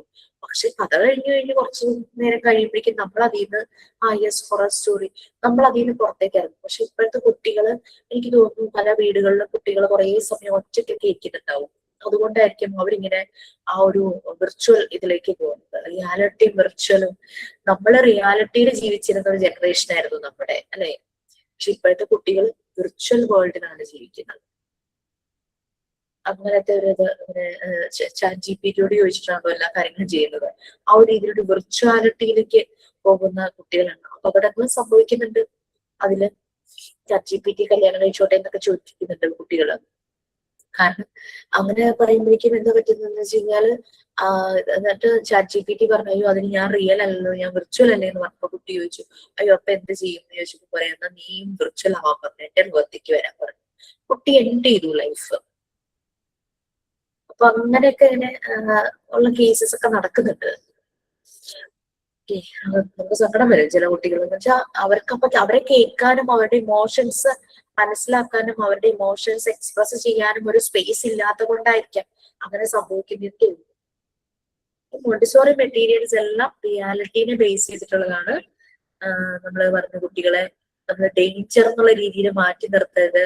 ജ്യൂസ് ഒക്കെ ഉണ്ടാക്കാനായിട്ട് മറ്റേ ഗ്ലാസ്സിനെയാണ് യൂസ് ചെയ്യുന്നത്, കട്ട് ചെയ്യാൻ കത്തി യൂസ് ചെയ്യുന്നുണ്ട്. പിന്നെ എന്താന്ന് വെച്ചാൽ ഇങ്ങനത്തെ പീസസ് കത്തിയൊക്കെ എടുക്കാൻ ഭയങ്കര ഇൻട്രസ്റ്റ് ആയിരിക്കും കുട്ടികൾക്ക്. അതെല്ലാം നമ്മൾ ഒരു പീസായിരിക്കും വെക്കുക. എല്ലാ മെറ്റീരിയൽസും നിറയാൻ വെക്കില്ല. കാരണം അവരിൽ തന്നെ അത് കിട്ടാൻ വേണ്ടി വെയിറ്റ് ചെയ്യാനുള്ള പേഷ്യൻസ്, അത് അവർക്ക് താല്പര്യമുള്ളതാണ്. കത്തിയെടുത്ത് ഫ്രൂട്ട്സ് കട്ട് ചെയ്യുക എന്നുള്ള ഭയങ്കര ഇൻട്രസ്റ്റിംഗ് ഉള്ള കാര്യക്കാരാണല്ലേ. നമ്മൾ കട്ട് ചെയ്യുമ്പോൾ നമ്മുടെ മക്കളൊന്നും ചോദിച്ചിട്ടുണ്ട്. അപ്പൊ അവര് വെയിറ്റ് ചെയ്യും അവരുടെ ടേൺ ആവുന്നവരെ. അങ്ങനെയുള്ള പേഷ്യൻസ് ഒക്കെ വരുന്നത് ഈ എൻവയോൺമെന്റിലൂടെയാണ്. പണ്ട് ഹസ്ബൻഡ് കുട്ടികൾ കുഞ്ഞായിരുന്ന സമയത്ത് ഡയറി മിൽക്ക് വാങ്ങിയിട്ട് വരും. ഇവർക്ക് ഭയങ്കര ഇഷ്ടമായിരുന്നു ഡയറി മിൽക്ക്. അപ്പൊ ഡയറി മിൽക്ക് വാങ്ങുമ്പോൾ 2 പേർക്കും ഓരോന്നും അങ്ങനെ രീതിയിൽ വാങ്ങും. അപ്പൊ ഞാൻ പറയും കാണിക്കരുത്, ഒരെണ്ണം കൊടുക്കുക. അപ്പൊ ഒരെണ്ണം കൊടുക്കുമ്പോഴേക്കും ഇവര് വന്നിട്ട് അമ്മയ്ക്ക് വേണമെന്ന് ചോദിക്കും. അപ്പൊ ഞാൻ പറയും വേണമെന്ന് പറയും. വേണ്ടെങ്കിലും ഞാൻ പറയും വേണമെന്ന് പറയും. ഞാൻ പറയും എല്ലാവർക്കും കൊടുക്കാൻ പറയും. അങ്ങനെ ആ ഒന്ന് അവർ ഷെയർ ചെയ്യും. അപ്പൊ നമ്മളല്ലാതെ ഇങ്ങനെ നിറയെ പ്രൊവൈഡ് ചെയ്യുമ്പോ എനിക്ക് എന്തായാലും കിട്ടും. അപ്പൊ വേറൊരാളെ പറ്റി അവര് ചിന്തിക്കാതെ വരും. അപ്പൊ അങ്ങനെ ആ രീതിയിൽ നമ്മൾ ചെയ്യണം. അപ്പൊ അതുപോലെ തന്നെ മോണ്ടിസോറി എൻവയോൺമെന്റിൽ ചില മെറ്റീരിയൽസ് മാത്രമാണ് ഒന്നിൽ കൂടുതൽ ഉണ്ടാവുള്ളൂ, ചിലത് ഒരെണ്ണേ ഉണ്ടാവുള്ളൂ. കത്തി അങ്ങനത്തെ സാധനങ്ങളൊക്കെ ഈ ജ്യൂസർ ഞാൻ പറഞ്ഞില്ലേ കുറച്ച് ഓറഞ്ച് ജ്യൂസ് ഇങ്ങനെ പിഴിയുന്ന ആ സംഭവം, അത് ചെയ്യാൻ ഭയങ്കര ഇൻട്രസ്റ്റ് ആയിരിക്കും കുട്ടികൾക്ക്. അപ്പൊ ഒരെണ്ണേ വെക്കാൻ പാടുള്ളൂ. അത് പിഴിയാനായിട്ട് ഭയങ്കര ഇഷ്ടം കാണിക്കും. അതിന് വേണ്ടിയിട്ട് അവർ ക്ഷമയോടെ കാത്തു നിൽക്കുന്നു. പേഷ്യൻസ് ഒക്കെ അവരിൽ ഡെവലപ്പ് ആയിട്ട് വരുക. ഡോക്ടർ മോണ്ടിസോറി പറയുന്ന മനുഷ്യൻ എപ്പോഴും നേച്ചറുമായിട്ട് കണക്റ്റഡ് ആണ്. മാൻ ബിലോങ്സ് ടു നേച്ചർ. അപ്പൊ ഒരു കുട്ടിയെ സംബന്ധിച്ച് കുട്ടിക്ക് എപ്പോഴും പുറത്തേക്ക് പോകണമെന്ന് ഭയങ്കര ആഗ്രഹമായിരിക്കും. പുറം ലോകം കാണുക എന്നുള്ളത് അവരെ സംബന്ധിച്ച് വളരെ ഇഷ്ടമായിരിക്കും. അത് കുട്ടിയുടെ ശരീരവും ബോഡി ആൻഡ് സ്പിരിറ്റ്, ശരീരവും മനസ്സിലും വളർച്ചയ്ക്ക് ആവശ്യമുള്ളത് തന്നെയാണ്. അപ്പൊ കുട്ടികളെ എപ്പോഴും നേച്ചറുമായിട്ട് കണക്ട് ചെയ്യുക എന്നുള്ളതാണ് ഡോക്ടർ മോണ്ടിസോറി പറയുന്നത്. അത് ചെറുപ്പം തുടങ്ങിയ ആ ഒരു കണക്ഷൻ കുട്ടികൾക്ക് ഉണ്ടായിരിക്കണം. അങ്ങനെ ഇൻഡോർ ഔട്ട്ഡോർ ഞാൻ പറഞ്ഞല്ലോ, ഒരു ഒരു ഹോള് പോലെയായിരിക്കും. അവിടെ നിന്ന് നിറയെ വരാന്തകൾ പുറത്തേക്ക് ഉണ്ടാകും മുറ്റത്തേക്ക്. അങ്ങനെ ഇൻഡോറും ഔട്ട്ഡോറും എല്ലാം ലൈവ് ആക്കി വെക്കണം. കുട്ടികൾക്ക് വേണ്ടുന്ന കാര്യങ്ങളെല്ലാം അവിടെ ഉണ്ടായിരിക്കണം. അവിടെ ഇങ്ങനെ ഈ ലൂപ്പ് മാഗ്നിഫൈയിങ് ഗ്ലാസ് ഇല്ലേ, ഭൂതക്കണ്ണാടി എന്ന് പറയണേ, അത് മൈക്രോസ്കോപ്പ്, ചെറിയ ചെറിയ എക്സ്പെരിമെന്റ് ചെയ്യാനായിട്ട് കുട്ടികളെ അതിനുള്ള ഒരു സ്പേസ് ഒക്കെ അവിടെ ഉണ്ടായിരിക്കണം. പിന്നെ അറ്റ്മോസ്ഫിയർ ആൻഡ് ബ്യൂട്ടി, നല്ല എന്താ പറയാ എസ്തെറ്റിക് ആയിട്ടുള്ള നല്ലൊരു ആംബിയൻസ് ഉള്ള, നല്ല ആംബിയൻസ് പറഞ്ഞു കഴിഞ്ഞാൽ നല്ല വെൽക്കമിങ് എൻവയോൺമെന്റ് ആയിരിക്കണം. ഓരോ ഭാഗവും റൂമും എല്ലാം റിലാക്സിങ്, കുട്ടികളെ എപ്പോഴും അവിടേക്ക് വെൽക്കം ചെയ്യുന്ന രീതിയിൽ. നമുക്കറിയാം അക്കാഡമിക് ഇയർ സ്റ്റാർട്ട് ചെയ്യുമ്പോൾ ചെറിയ ക്ലാസ്സിലെ കുട്ടികളുടെ ക്ലാസ് ഭയങ്കര കളർഫുൾ ആക്കൂലേ, കാർട്ടൂൺ കഥാപാത്രങ്ങളും ബിസ്കിനും ചെറിയ ടേബിളും ചെറിയ ചെയറൊക്കെ ആയിരിക്കും. അതൊക്കെ കളർഫുൾ ആക്കി കളർ അടിച്ചൊക്കെ വെക്കും. കാരണം അവർക്ക് അങ്ങോട്ട് അവരെ ഇൻവൈറ്റ് ചെയ്യുന്ന രീതിയിലുള്ള കാര്യങ്ങൾ അവിടെ ഉണ്ടായിരിക്കണം. നെക്സ്റ്റ് വളരെ ഇമ്പോർട്ടന്റ് ആയിട്ടുള്ള ടോപ്പിക്, എല്ലാം ഇമ്പോർട്ടന്റ് ആണ്, മോണ്ടിസോറി മെറ്റീരിയൽസ്. ഡോക്ടർ ഞാൻ ജസ്റ്റ് ഒന്ന് എന്റെ വിട്ടു എന്ന് പറഞ്ഞിട്ട് നമുക്ക് ഉച്ചയ്ക്ക് വീണ്ടും കാണാം. Montessori materials. ഡോക്ടർ മോണ്ടിസോറി കുറേ റിസർച്ച് ചെയ്ത് അനാലിസിസ് നടത്തി കുറേയൊക്കെ പഠിച്ച് അങ്ങനെ വളരെ ഇൻട്രസ്റ്റിംഗ് ആയിട്ടുള്ള കുറച്ച് മെറ്റീരിയൽസ് ക്രിയേറ്റ് ചെയ്തു. അങ്ങനെയാണ് അവർ ഈ മെറ്റീരിയൽസ് ക്രിയേറ്റ് ചെയ്തത്. കുട്ടികൾക്ക് വേണ്ടിയിട്ട് അവർക്ക് പഠിച്ച് കാര്യങ്ങൾ കൂടുതൽ വൈഡായിട്ട് മനസ്സിലാക്കാനായിട്ട്. ഇപ്പൊ പ്രാക്ടിക്കൽ വന്നപ്പോൾ നിങ്ങൾക്കും നല്ലൊരു ഐഡിയ കിട്ടിയിട്ടുണ്ടാവും. കാരണം അത്രയ്ക്ക് ഇത്രയും വർഷങ്ങൾക്ക് മുമ്പ് ഒരു ടെക്നോളജിയുടെ ഹെൽപ്പ് ഇല്ലാതിരുന്ന സമയത്താണ് ഡോക്ടർ മോണ്ടിസോറി ഇത് ഡിസൈൻ ചെയ്തത്. ഈ ഒരു മെറ്റീരിയൽസ് അവർക്ക് എത്രത്തോളം നോളജ് ഉണ്ടായിരുന്നു, അവർ എന്തോരം സ്റ്റഡി ചെയ്തിട്ടാണ് ചെയ്തത്.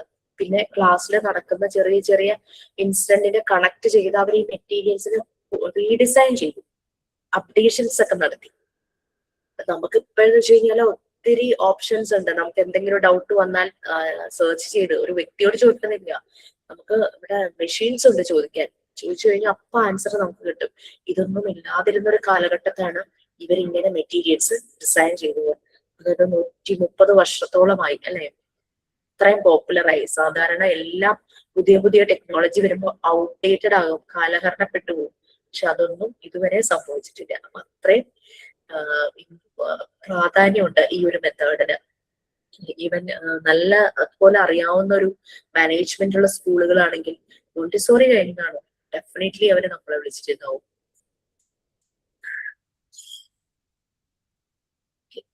ചിലര് മാത്രമേ ഉള്ളൂ മാനേജ്മെന്റിന്റെ ഒരു പ്രശ്നം കൊണ്ട് കേറ്റിട്ട് കഴിഞ്ഞവർ വേണം അങ്ങനെയുള്ള രീതി പറയുന്നത്. അതൊക്കെ TTC ഒക്കെ ഉള്ളവർക്ക് എഴുതാൻ പറ്റുള്ളൂ. ചില TTC കഴിഞ്ഞ് ചെല്ലുന്നവരോട് പറയും മോണ്ടിസോറി സർട്ടിഫിക്കറ്റും കൂടെ വരുമെന്ന് ചില സ്കൂളുകാർ ചോദിക്കും. ഡിഫറെന്റ്. കാരണം ഇതിന്റെ ഒരു പോപ്പുലർ ആണിത്, അതുകൊണ്ടാണ്. ഇൻട്രസ്റ്റിംഗ് ആയിട്ടുള്ള സെൽഫ് കറക്റ്റിംഗ് മെറ്റീരിയൽസ് ആണ്. കുട്ടി തന്നെ കറക്റ്റ് ചെയ്യും. പിങ്ക് ടവറുടെ എക്സാമ്പിൾ ആണല്ലേ, നമ്മുടെ വീട്ടിലെ മക്കള് പിങ്ക് ടവർ സ്റ്റാർട്ട് ചെയ്യുന്നത് കണ്ടിട്ട് നിങ്ങൾക്ക് മനസ്സിലായിട്ടുണ്ടാവും. അവര് തന്നെ കറക്റ്റ് ചെയ്യാണ്. ഇന്നലെ ഞാൻ ചിക്കൂന് ഇത് വൈവ ചെയ്തപ്പോ മോളിങ്ങനെ വെച്ച് പിങ്ക് ടവർ വെക്കണതും ഒക്കെ ഞാൻ ആൽഫബറ്റ്സ് 3 വയസ്സേ ഉള്ളൂ ചിക്കുന്റെ മോൾക്ക്. ആൽഫബറ്റ്സ് ഉണ്ടാക്കിയതെല്ലാം മോള് തന്നെ പറഞ്ഞു. മോളെ കൊണ്ട് ഞാൻ പറയിച്ചു. മോളവിടെ പിങ്ക് ടവർ വെക്കാതെ നമ്മൾ കാണിക്കാൻ പറഞ്ഞു. അങ്ങനെ അത് പല ബാച്ചുകളും കുഞ്ഞുങ്ങൾ അടുത്തുണ്ടാവും കേട്ടോ വൈവ സമയത്ത്. അപ്പൊ അവർക്കിങ്ങനെ അടുത്ത് നിൽക്കണം വേറൊന്നുമല്ല, കാരണം എന്നെ ഒരു ഭീകരജീവിയായിട്ട് കുട്ടികൾ കണക്കാക്കിയിട്ടുണ്ടാവും. വൈവ കഴിഞ്ഞാലേ ടീച്ചർ സമ്മതിക്കുള്ളൂ എന്നൊക്കെ അമ്മമാര് പറഞ്ഞിട്ടുണ്ടാവും ഈ മെറ്റീരിയൽസ് എടുക്കാനായിട്ട്. അപ്പൊ അവര് ഇതിനു വേണ്ടി വെയിറ്റ് ചെയ്യാം. വൈവ കഴിഞ്ഞ് ഇത് തന്നെ അവരുടെ സ്വന്തമാണല്ലോ. അപ്പൊ ഞാൻ കാരണമായിട്ട് അത് കിട്ടാത്തതെന്നാണ് കുട്ടികളുടെ കാരണം.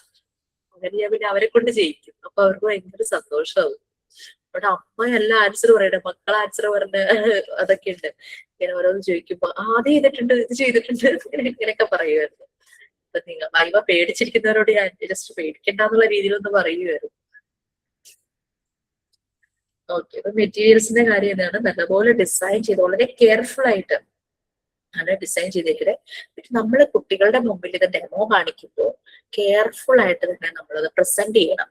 ഞങ്ങൾ നിങ്ങൾക്ക് പ്രസന്റ് ചെയ്യുമ്പോഴും നിങ്ങൾ വളരെയധികം കെയർഫുൾ ആയിരിക്കണം.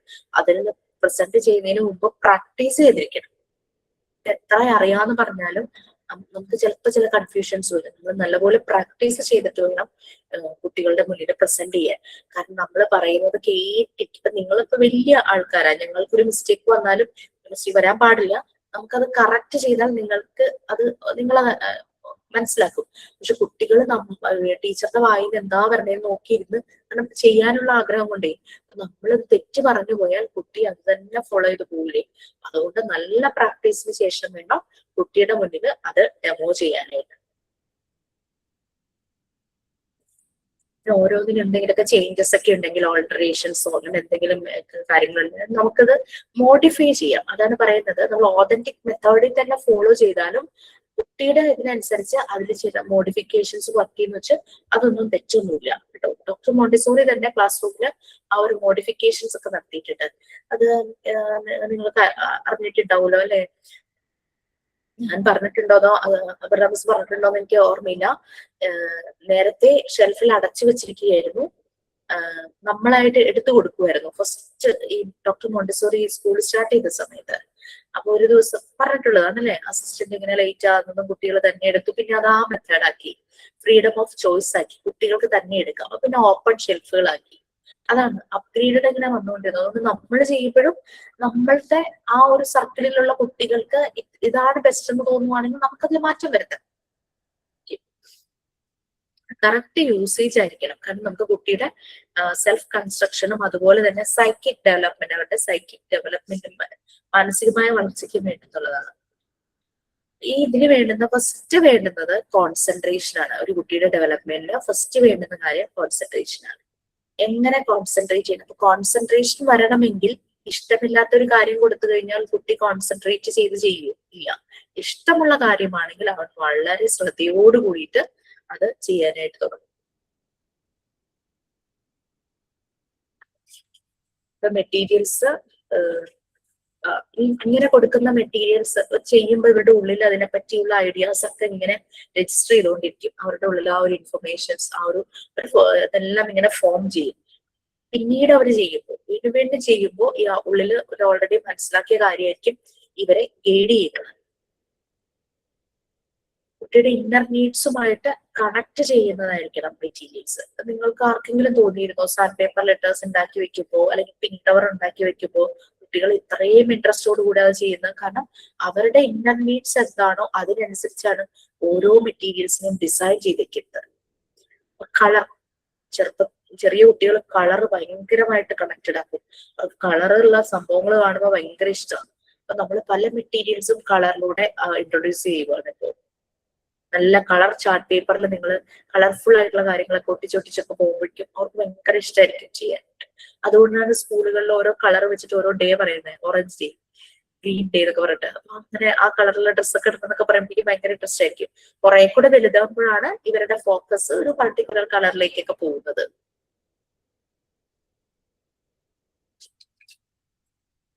നെക്സ്റ്റ് ഇനി ആ മെറ്റീരിയൽസിനെ കുറിച്ചിട്ട് ബാക്കി കാര്യം നമുക്ക് ഉച്ചയ്ക്ക് നോക്കാം അല്ലെ? ഓക്കെ അല്ലേ? പിന്നെ മെറ്റീരിയൽസിന്റെ നെക്സ്റ്റ് ഞാൻ പറയും. ഇത് ഡെമോ കാണിക്കുമ്പോൾ നമ്മൾ നല്ല പോലെ നോളജബിൾ ആയിരിക്കണം. നല്ല രീതിയിൽ നമ്മളൊന്ന് പ്രാക്ടീസ് ചെയ്തിട്ട് തന്നെ കുട്ടികളുടെ മുന്നിൽ ഡെമോ കാണിക്കുക. പിന്നെ മെറ്റീരിയൽസ് വളരെ നീറ്റായിട്ട് സൂക്ഷിക്കുന്ന കാര്യം, നമ്മൾ എങ്ങനെ അതിനെ ഹാൻഡിൽ ചെയ്യുന്നു അതുപോലെ നോക്കി കണ്ടായിരിക്കും കുട്ടികൾ ചെയ്യുന്നത്. നമ്മൾ റഫായിട്ട് അതിനെ ഹാൻഡിൽ ചെയ്ത് ഒരിക്കലും കാണിക്കരുത്. വളരെ അത് സോഫ്റ്റ് ആയിട്ട് തന്നെ നമ്മൾ ഹാൻഡിൽ ചെയ്യണം. നല്ല നീറ്റാക്കി വെക്കണം. നമ്മൾ നല്ലതുപോലെ പാക്ക് ചെയ്തൊക്കെ ചെയ്യുമ്പോൾ കുട്ടികൾ തിരിച്ച് അതുപോലെ തന്നെ പാക്ക് ചെയ്ത് എവിടുന്നാണോ എടുത്തത് അവിടെ തന്നെ കൊണ്ടുവയ്ക്കും. ഇത് ഈ മെറ്റീരിയൽസ് ചെയ്യുന്നതിന് മാത്രമല്ല, വേറെ അവർ വീട്ടിൽ അവരുടെ പല കാര്യങ്ങൾ ചെയ്യുമ്പോഴും ഇതേപോലെ തന്നെ അവർ ഫോളോ ചെയ്യും. കുട്ടിയിൽ ആ സ്ട്രക്ചറും ഓർഡറും വരുന്നത് നമ്മൾ എങ്ങനെ മെറ്റീരിയൽസ് ഇൻട്രൊഡ്യൂസ് ചെയ്ത് അവരെ കാണിക്കുന്നു അതിനനുസരിച്ച് അവർ എന്ത് കാര്യം ചെയ്യുമ്പോഴും ഇതേപോലൊരു സ്ട്രക്ചറും ഓർഡറും അവരുടെ ഉള്ളിൽ ഫോം ചെയ്യും. ആ ഒരു കറക്റ്റ് യൂസേജ്. സാധാരണ എന്തെങ്കിലുമൊക്കെ ഒരു ടോയ് വാങ്ങിച്ചു കൊടുക്കൂലേ കുട്ടികൾക്ക്, അതിന് കുട്ടിക്ക് ചിലപ്പോൾ ഒരു ഇൻട്രസ്റ്റും ഇല്ലാത്തായിരിക്കും. കുറെ കഴിയുമ്പോൾ അത് പറിച്ച് പൊളിച്ച് അതിന്റെ ഒരു ഭാഗം കൊണ്ട് നടക്കുന്നത് കാണാം. പക്ഷെ ഇതെന്ന് പറഞ്ഞു കഴിഞ്ഞാൽ അതിന്റെ ആ ഒരു കറക്റ്റ് യൂസേജ് അവർക്കത് അവരുടെ ആ ഒരു സെൽഫ് കൺസ്ട്രക്ഷനും അവരുടെ മെന്റൽ ഡെവലപ്മെന്റിന് വേണ്ടിയിട്ട് അവരെ ഹെൽപ്പ് ചെയ്യും. ബേസിക് റൂൾസും പ്രിൻസിപ്പിൾസും എല്ലാം അടുത്ത ഇതിൽ നോക്കാം. ഓക്കെ, ഉച്ചയ്ക്ക് കാണാം. Thank you so much. ഇന്നുകൊണ്ട് നമ്മുടെ ക്ലാസ് കഴിയും കേട്ടോ. 16 ഇനി എന്തെങ്കിലും ബാക്കിയുണ്ടോ ക്ലാസ് തീരാനായിട്ട്? Yes ma'am. Society of cohesion part 3 part 4 കമ്മ്യൂണിക്കേഷനും 2 ചാപ്റ്റേഴ്സ് എടുക്കാനുണ്ട്. തുടങ്ങിയിട്ടില്ല. 17ന്റെ സ്റ്റാറ്റസ് ഒന്ന് പറയൂ ആരെങ്കിലും? ടെൻഡൻസീസ് ഓഫ് മാൻ എടുത്തിട്ടില്ല മിസ്സേ. ഓക്കെ, ബാക്കി പിന്നുള്ളത് 4ലാണ്. മോണ്ടിസോറി സ്കൂൾ മാനേജ്മെന്റ് 4ലില്ലേ, അതില് ഡെവലപ്മെന്റ് പ്രൊഫൈൽ എടുത്തിട്ടില്ല, പിന്നെ ഗുഡ് മാനേഴ്സ് എടുത്തിട്ടില്ല, സൂപ്പർവൈസിങ് ആൻഡ് റിപ്പോർട്ടിംഗ് കൊടുത്തിട്ടില്ല. പിന്നെ 7ാമത്തെ മിസ് എടുത്തിട്ടില്ല, പ്രോഗ്രാം ഫോർ ഡെവലപ്പിംഗ്.